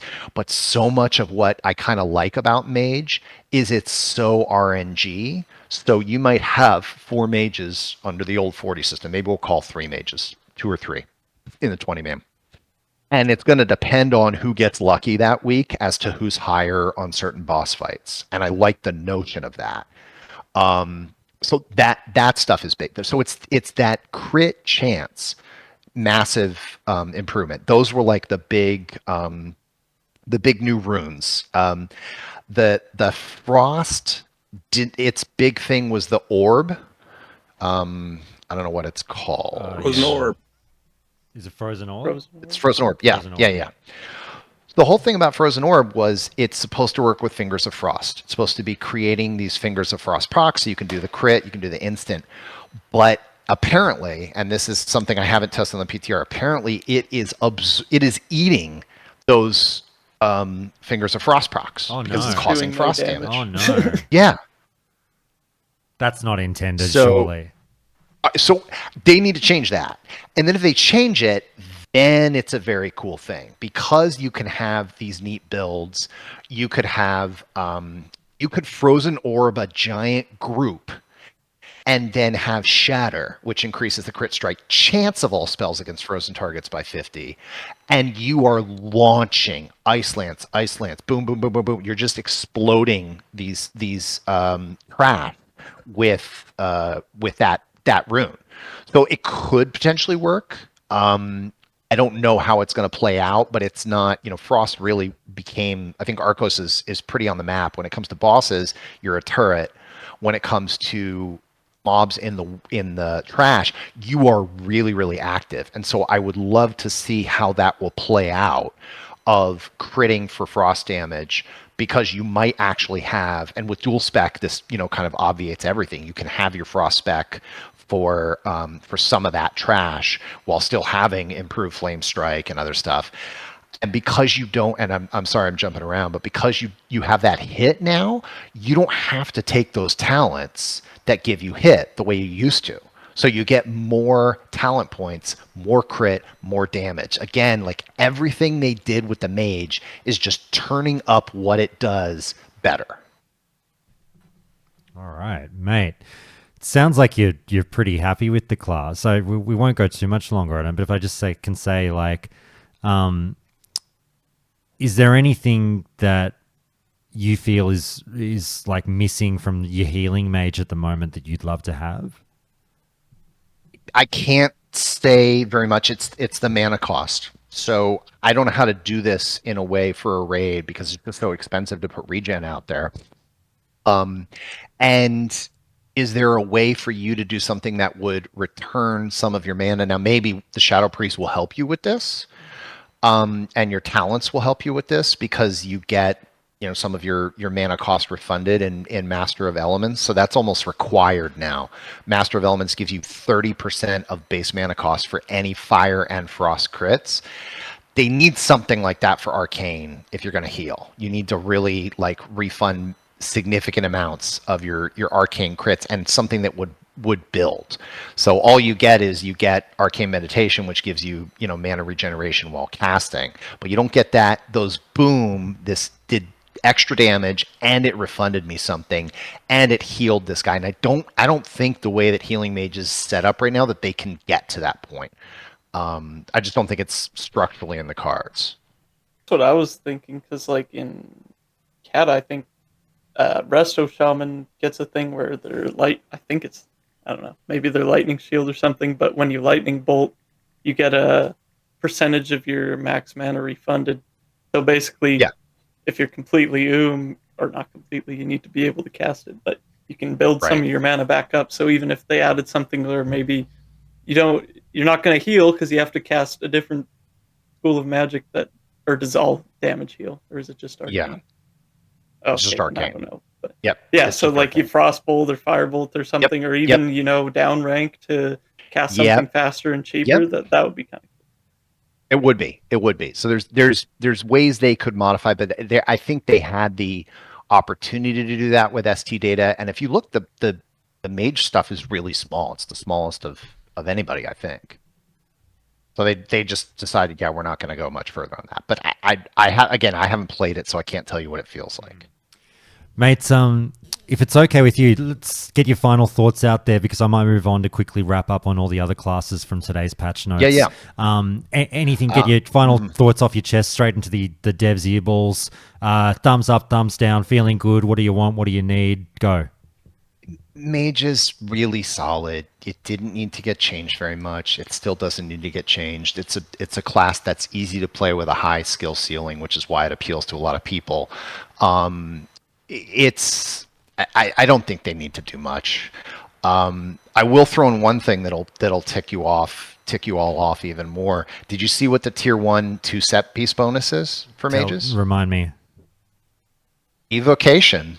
Oh yeah, the immunity to fuck that in PvP. I don't want to see is that. Immune. So you basically give every mage an 8-second kind of pally bubble, and it's only 2 pieces. So you can do that with a mix and match kind of easily. So it does that. It also becomes, I think, where it will matter it matters in PvE too. Mages screw up on the only real mechanic in Classic, which is threat. The crits can pile up and they don't slow down. People don't know how to do that throttle really well. That's why someone starts yelling, "Stop scorching! Stop scorching!" Exactly. Or why against, oh god, the name is escaping me, Chromagus. When you get the vulnerability, the fire vulnerability, or you just go ham. But every one of those mages, you really expect them to carry a lip all the time, especially if they have world buffs. Because it's like you're going to draw aggro at some point, so just have the lip ready to go. This gives you that functionality on a boss, provided you haven't already used it in a long fight where you're a turret from a mile away.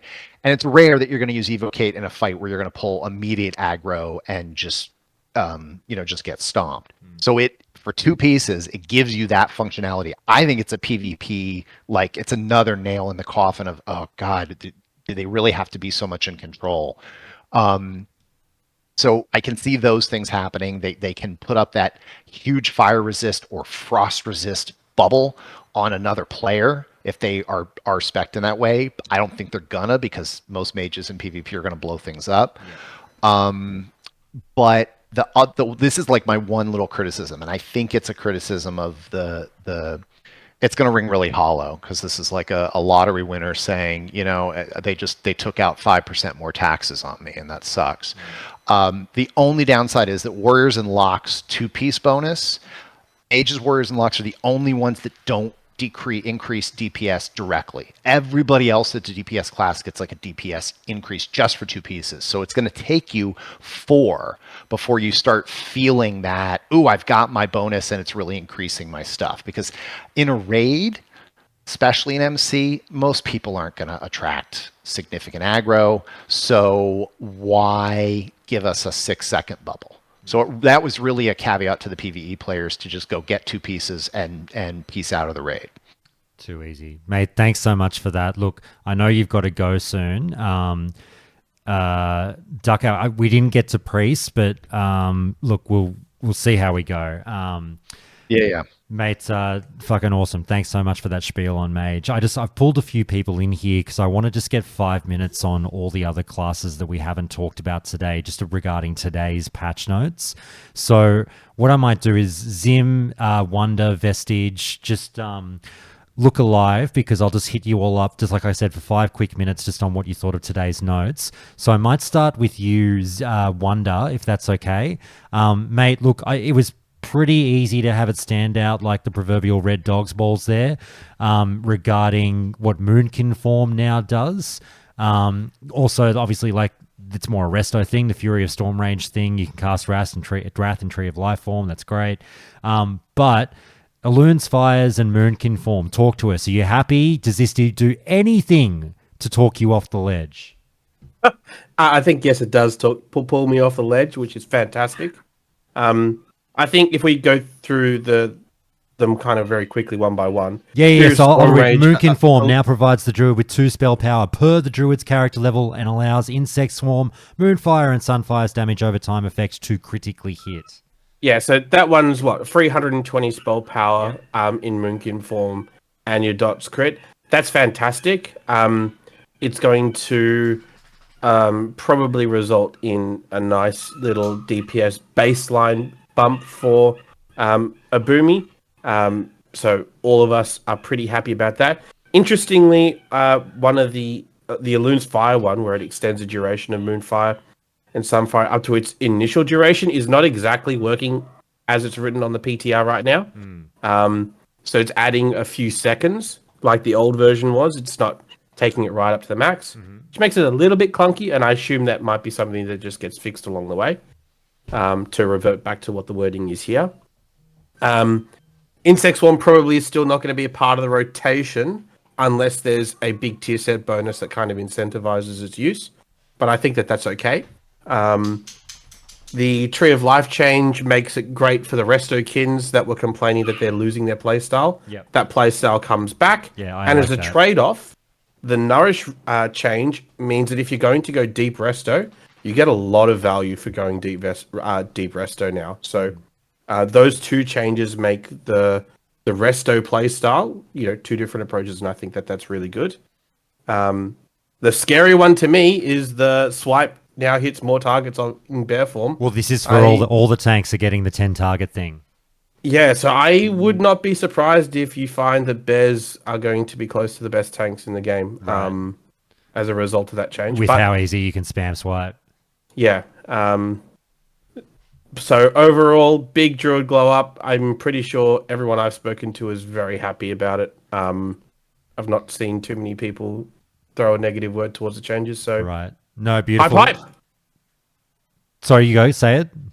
No, I was just saying high pipe. Oh, high pipe. Yeah, absolutely. No, Sam Medina, he doesn't live next to a monkey cage. The poor bastard's dog is having a bit of a cry.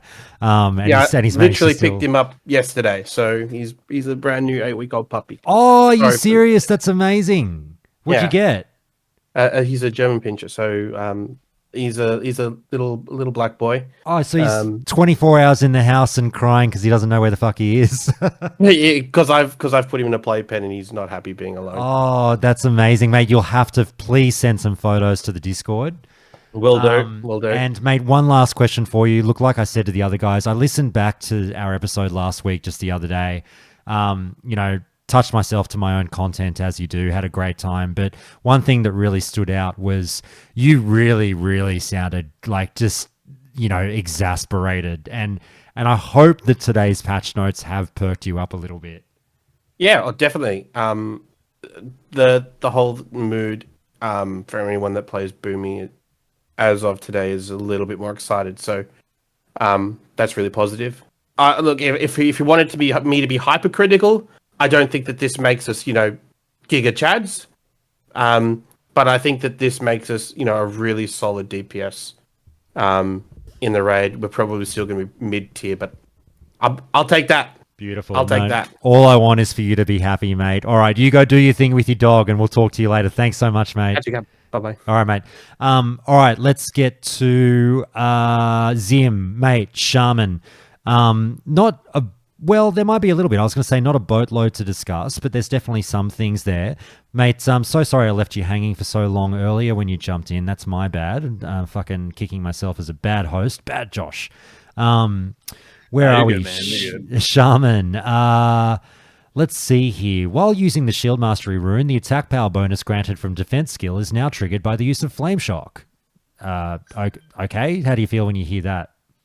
It just sounds like Shaman's going to be a good tank. I mean, they're trying to make all the tanks viable, right? And I think that's just going to be fine because Flame Shock, when they're not using Molten Blast, is their big deal. So Now let's talk about the big one, mate. Is two-hander fucking back on the menu. The attack speed bonus granted by two-handed weapon specialization rune after landing a melee attack on an enemy with a two-handed weapon now has been increased to 50%, and Maelstrom weapon now has a significantly higher chance to proc with two-handed weapons equipped. Is this fucking Sploogeville population you?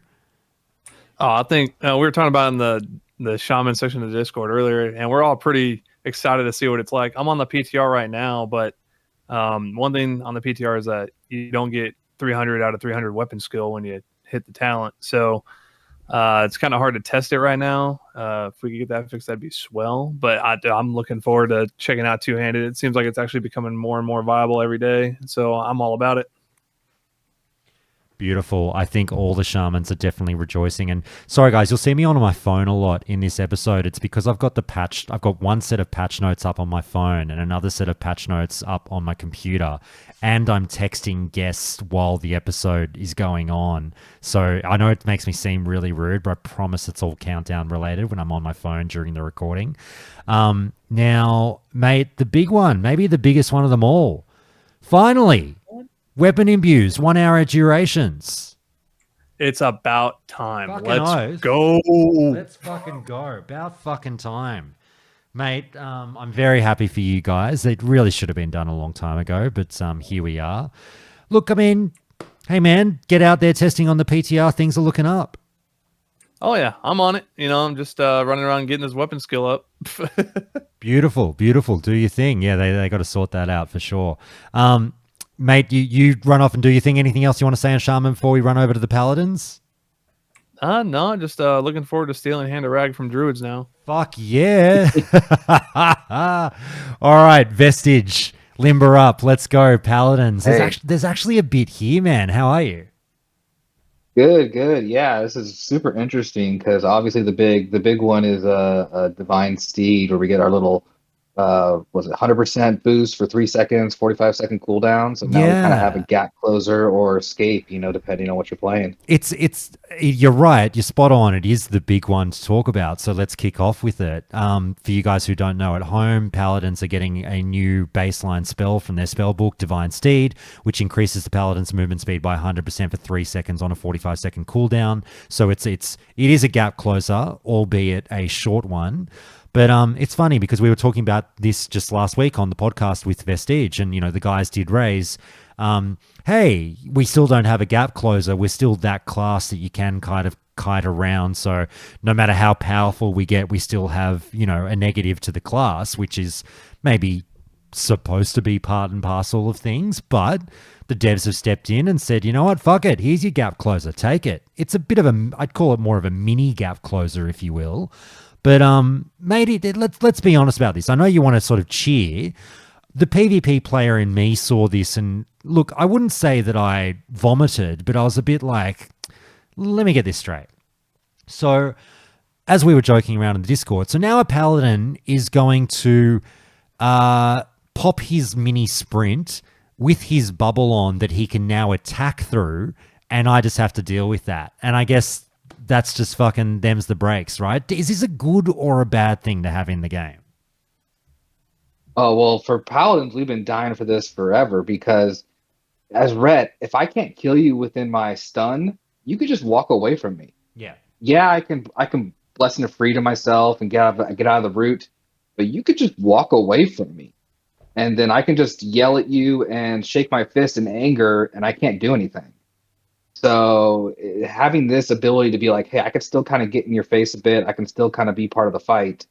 Obviously, we're going to have to see how it works. If I could just pop all my cooldowns, pop wings, pop bubble, pop Divine Steed, and just say, okay, well, I'm going to be a god for the next 15 seconds. We're going to see how that all works, and maybe it's too broken. Another big thing, too, here is the Aegeus rune now gives a 2% chance per talent to wreck. So we're now going to have kind of a wreck bomb situation going on, too. All right. Mate, there's a bit of other stuff going on there as well. What do you think is the most pressing one after Divine Steed to talk about? Looking back at it, let's see. We got additional seal damage. We got They Aegis, moved over. They moved Righteous the new Vengeance. Divine Light one. They moved to the cloak slot. They're still kind of playing around how that's going to play with the holy side of things. Uh-huh. And then just several of the other ones are just some minor tweaks here or there. I think they're still kind of trying to fine tuning the damage and the obviously they reduced holy shield damage because on the PTR it was insane. What was it doing on the PTR? I was watching some videos where pretty much it was just you could just pull all of an instance and it was just doing insane damage. Holy shield was right. Okay. So I think there was a bug or something like that going on because it was just way too much damage going on there. Talk to me about this Aegis thing. What's the interpretation here? So basically, you have your reckoning talent, which is right now I think it just gives you, if you get a critical strike on you, you get an extra swing. But now they're basically saying it where you have a 2% chance to get that extra swing. So when receiving a melee or range attack. So it's not just on critical strike anymore, it's on any hit. So even though it's more people do for PvE, for PvP purposes, you can be spec into the prop tree, get this, and kind of do what was called wreck bomb, where basically you build up those stacks and be able to hit people really freaking hard. Yeah, it sounds like this is more of the classic team really leaning into some of the more niche fun things from vanilla that had sort of fallen by the wayside through phase 2 and 3 of SOD, where we've got things like two-handed Shaman, Wind Fury back on the menu, fucking Wreck Bomb Paladins back on the menu. You know what I mean? Yeah, they're pretty much kind of leaning into those really off-spec, weird kind of niche things that had a moment in the sun in vanilla before they got patched out or fixed or whatever.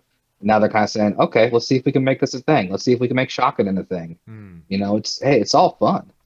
Mate, my prediction about 2 episodes ago was I had a really bad sneaky suspicion that these fucking cunts on the classic team were going to make Paladins like godly in PvP again in phase 4, a la the way they felt in phase 1.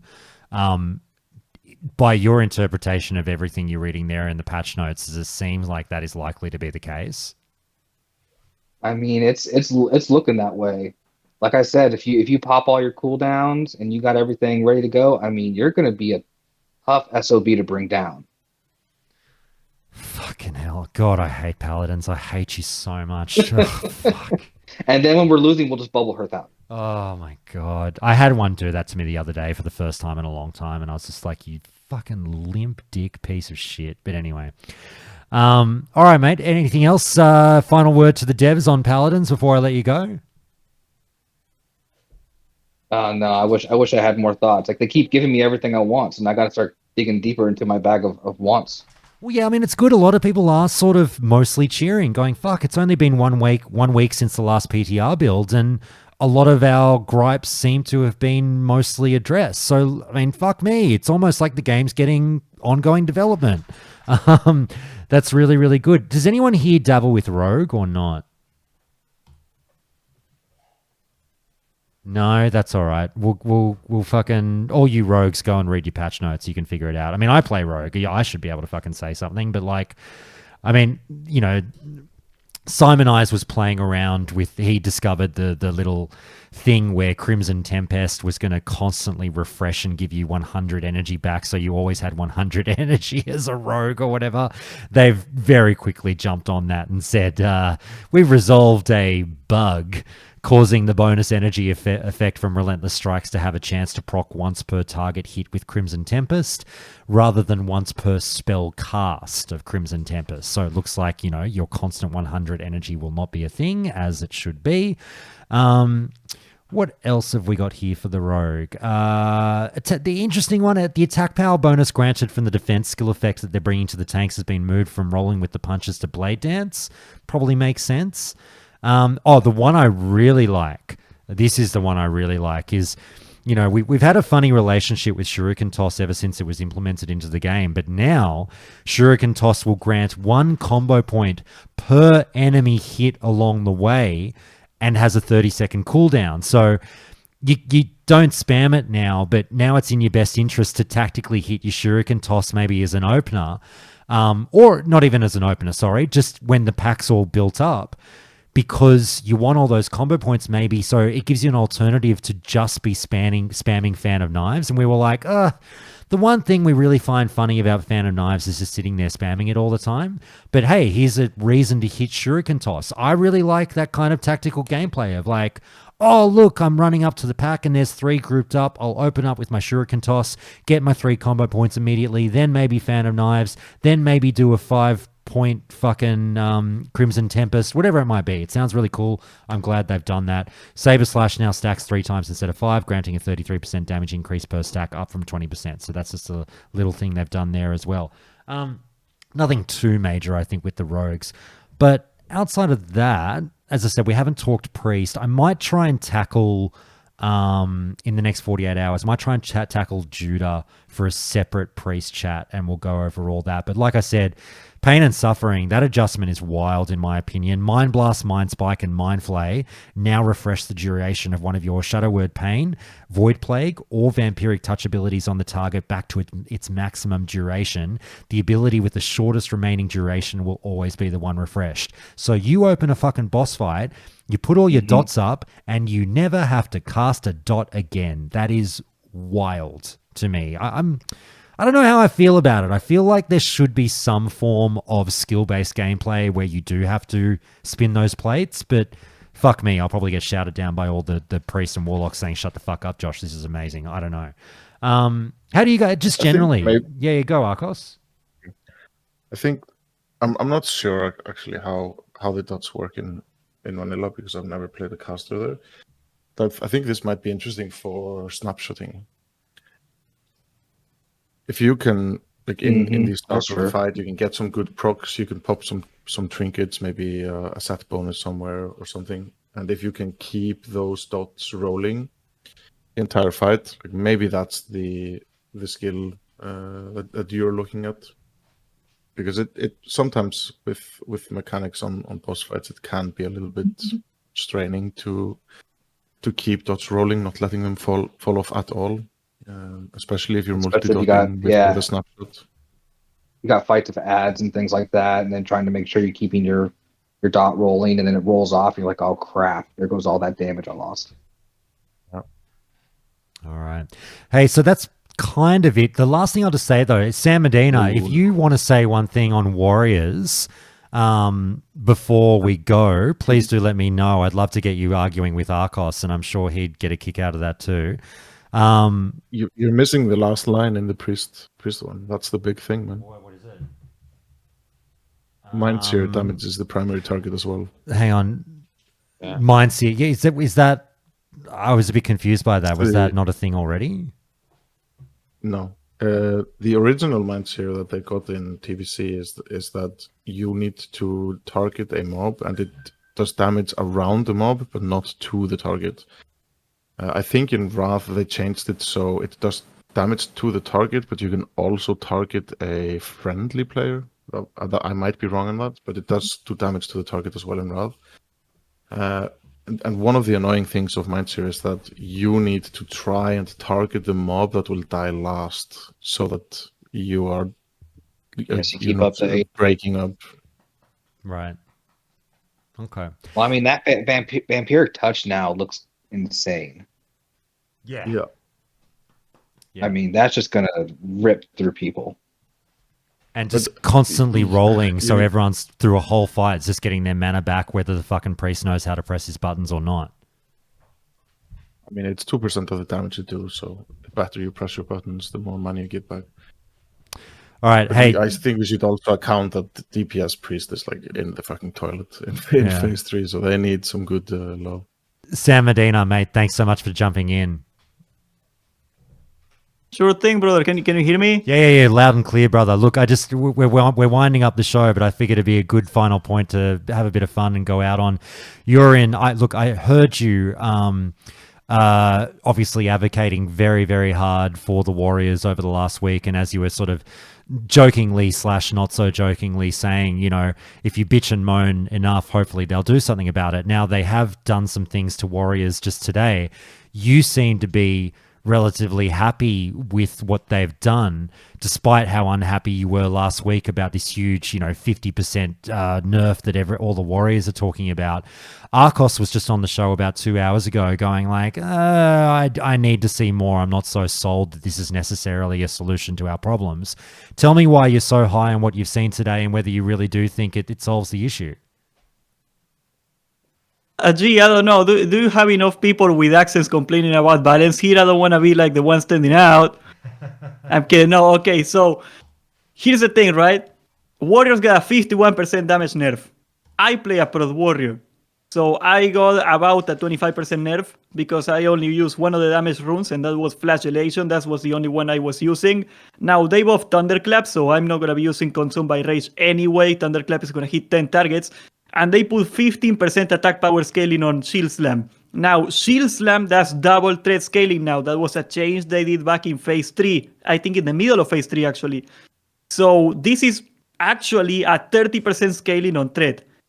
You take that, you take Vigilance, which scales of whoever is doing the most threat on your party. So whoever is the stupidest class at the time in the raid, you're going to take 10% of their threat, and you're going to multiply it with the modifiers that you get from Vigilance in the Pro 3, right? And your defensive stance and all that crap. And Alpha, of course, can't forget about Alpha. Horde is better. That's super broken. Alpha is Alpha is the reason that Warriors are so good in the Horde and like not good for the Alliance in tanking, by the way.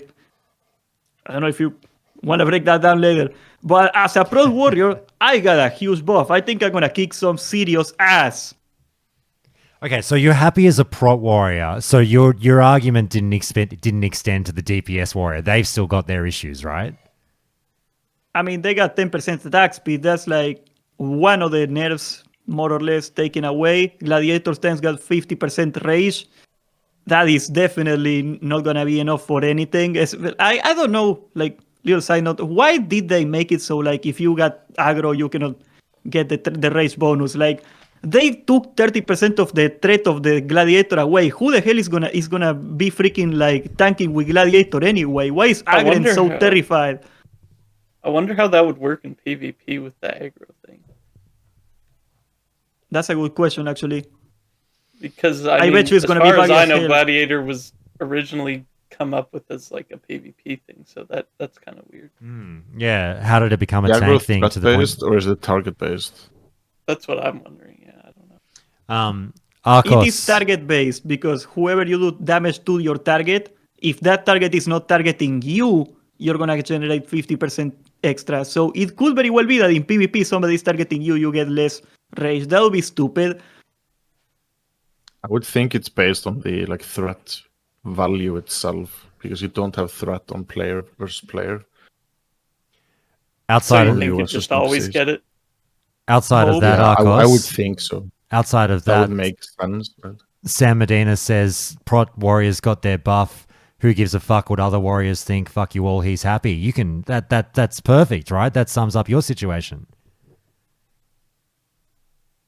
Well, yeah, you know, like DPS got 10% attack speed. That's not enough. Like I said, like I was talking about it today. Like they still need one more rune. I think this is not beyond saving, but like I like that they are listening. You know, like we got like what 2-3 more weeks of PTR. It may very well be to the point where it is not stupid anymore. The whole design of the warrior in Season of Discovery was really dumb. I think we can all agree on that. Yep. It's been a rocky experience. It's been a weird one. Arcos, did you hear anything there that made you want to say anything, or are you all good? Well, I'm curious why you're so happy with the AP scaling on Shieldslam. Like, was that an issue for you as a prot warrior that you weren't doing enough damage? Not damage, threat. You were struggling for threat It's as a the prot warrior. threat modifier from the damage that you do with Shieldslam. So that's what. Yeah, I mean, like I wasn't struggling with threat. I was just kind of scared that other tanks would get ahead of me or something because, you know, every phase people get stupider damage and stuff. But like I think we're gonna be kept up to every other tank worth of threat, and we got a shield wall every 5 minutes. So I think there is no universe where the prot warrior is bad. So and you get on single target threat, you mean? Or Oh do you yeah, I mean feel we also good got about AoE Shockwave and threat? Thunderclap 10 targets. It's gonna do something. Probably not a lot, but I'm happy. So I think I'm he's. skeptical I think on he's the threat from Thunderclap. That's it. right. I'll maybe Argos, tell me if I'm phrasing this the wrong way, but I'm trying to start a fucking warrior bitch fight here, because I just want to see all the warriors burn down. Sam Medina, I think what he's trying to say, but he said it too politely, so I'll say it in the words he wanted to use, is all you fucking all you prot warrior cunts already hit hard. Why the fuck did you need more damage? Well, like if Agren made a change that said warriors do 4 more damage than everybody else, I would like that button. It doesn't mean it's fair. Life is not fair. Medina doesn't fight fair. That should just be Blizzard's note at the end of every patch notes. Life isn't fair. Fucking deal with it. Hell yeah. Let me enjoy my one victory, dude. They shafted me. There you go. Yeah, I mean, Arcos. I would be Prot really warriors. glad if tank warriors were like on par with the warlock and the paladin on multi-target threat. But I don't think we get there unless the threat output of Thunderclap is tinkered with, changed in some way. I don't. Well, and here's one thing that maybe we don't take into consideration with the tanking discussion. So far, we've not needed 2 tanks for the most part. Like, I'm sure there are some groups out there that use 3 or 5 tanks or something, but for the most part, we only needed 1 tank so far in SOD. Maybe we're gonna need 2 in Molten Core, and if so, then a Prot Warrior with very good single target damage is a good consideration for one of those tanks. But with They all should've these just added changes, I vengeance. still feel Paladin and Warlock are ahead. All right.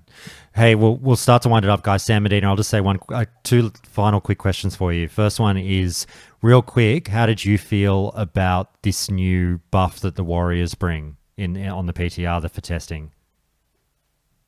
I mean, I am so sick and tired of like sucking at progression, because like I think this is what he's saying, that like warriors suck in progression, because when you keep wiping at the boss, like you go from like the best class in the raid to the worst. So I think it's fine. I don't know. Maybe people are gonna mold people because like the boomers love their world buffs, but I'm happy. Screw them. Also, it doesn't help casters as much, and I don't like casters because they complain. Okay. And last question, mate. From all the patch notes that we saw today, what's the 1 or 2 things that super stood out to you that got you excited or bummed out? I think From any class. I was really expecting them to revert the consume by rage.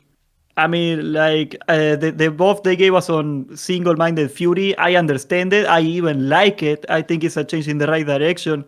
Like you can see they are trying to target the rage generation instead of the damage, which is the way it should have always been if they want to balance the warrior and like try to flatten the gap between the high-end warriors and like the Medinas of the world, the people that half-ass it. I just want to see more of that. I 1 or 2 more of these changes, and the warrior is gonna be like a really balanced class. It is possible. That world can happen. That communist utopia where the warrior is just a class like everybody else, and like the top sweaters are not insane, and the normal people do not suck. That's what I want. All right. Quite the utopia indeed. All right, guys, look, we might wind it up there for the day.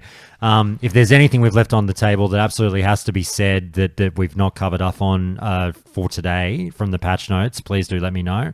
But otherwise, I might start to say my goodbyes. You've all been so fucking brilliant. Thank you so much. Arcos, mate. Look, you bought your way back on the show, and I guess it paid off. How'd you go? Yeah, it was good, man. You I'm fucking happy. crybaby. All right, KPT, mate, thanks so much for coming back, mate. I appreciated it. Anytime. Zunder, mate, thank you so much. I really appreciated you jumping in. You had some great feedback, man. Anytime. I apologize for cutting people off randomly. It's finally the weekend, so I started drinking again. And let me know when you're going to do the Kata episode. I'm looking forward to Absolutely. some No, it's all good, Kata man. You stuff. cut people off. We're at the pub here. It's all good. Vestige, mate, thanks so much for jumping in. Yeah, no problem. Nuckin, mate, you were fucking brilliant. Thanks so much for doing Warlocks with me, man. Awesome, thank you. Yeah, feel free to invite me in the future. Absolutely. And Sam Medina, mate, plug anything you got to plug. Sam Medina, people go watch him. I watch his content. You should too. I mean, I really must say, guys, that like, I have felt, and Sam Medina, I'd love to hear your opinion on this. I have felt a little bit of a decline in content for just, I would say SOD, but WoW in general. I feel like there's not as much stuff getting out there now. So I just have always eaten up what I can get. I've been watching Sam Medina for fucking, I don't know, almost 2 years now or whatever. It's always good to check out people's different opinions, people who are passionate about making content, and just fucking getting amongst it with the community. And Sam Medina definitely does that. So, mate, Sam Medina, thanks for coming along. It was a pleasure to get you on the show, and plug anything you want to plug. Well, I only got my YouTube because I don't do Twitter. I'm scared of Twitter people. So yeah, San Medina with an N on it before the M. That's it. That's it. Much love, homie. Let's kick some ass. Absolutely. SANMEDINA. Go get it, everyone.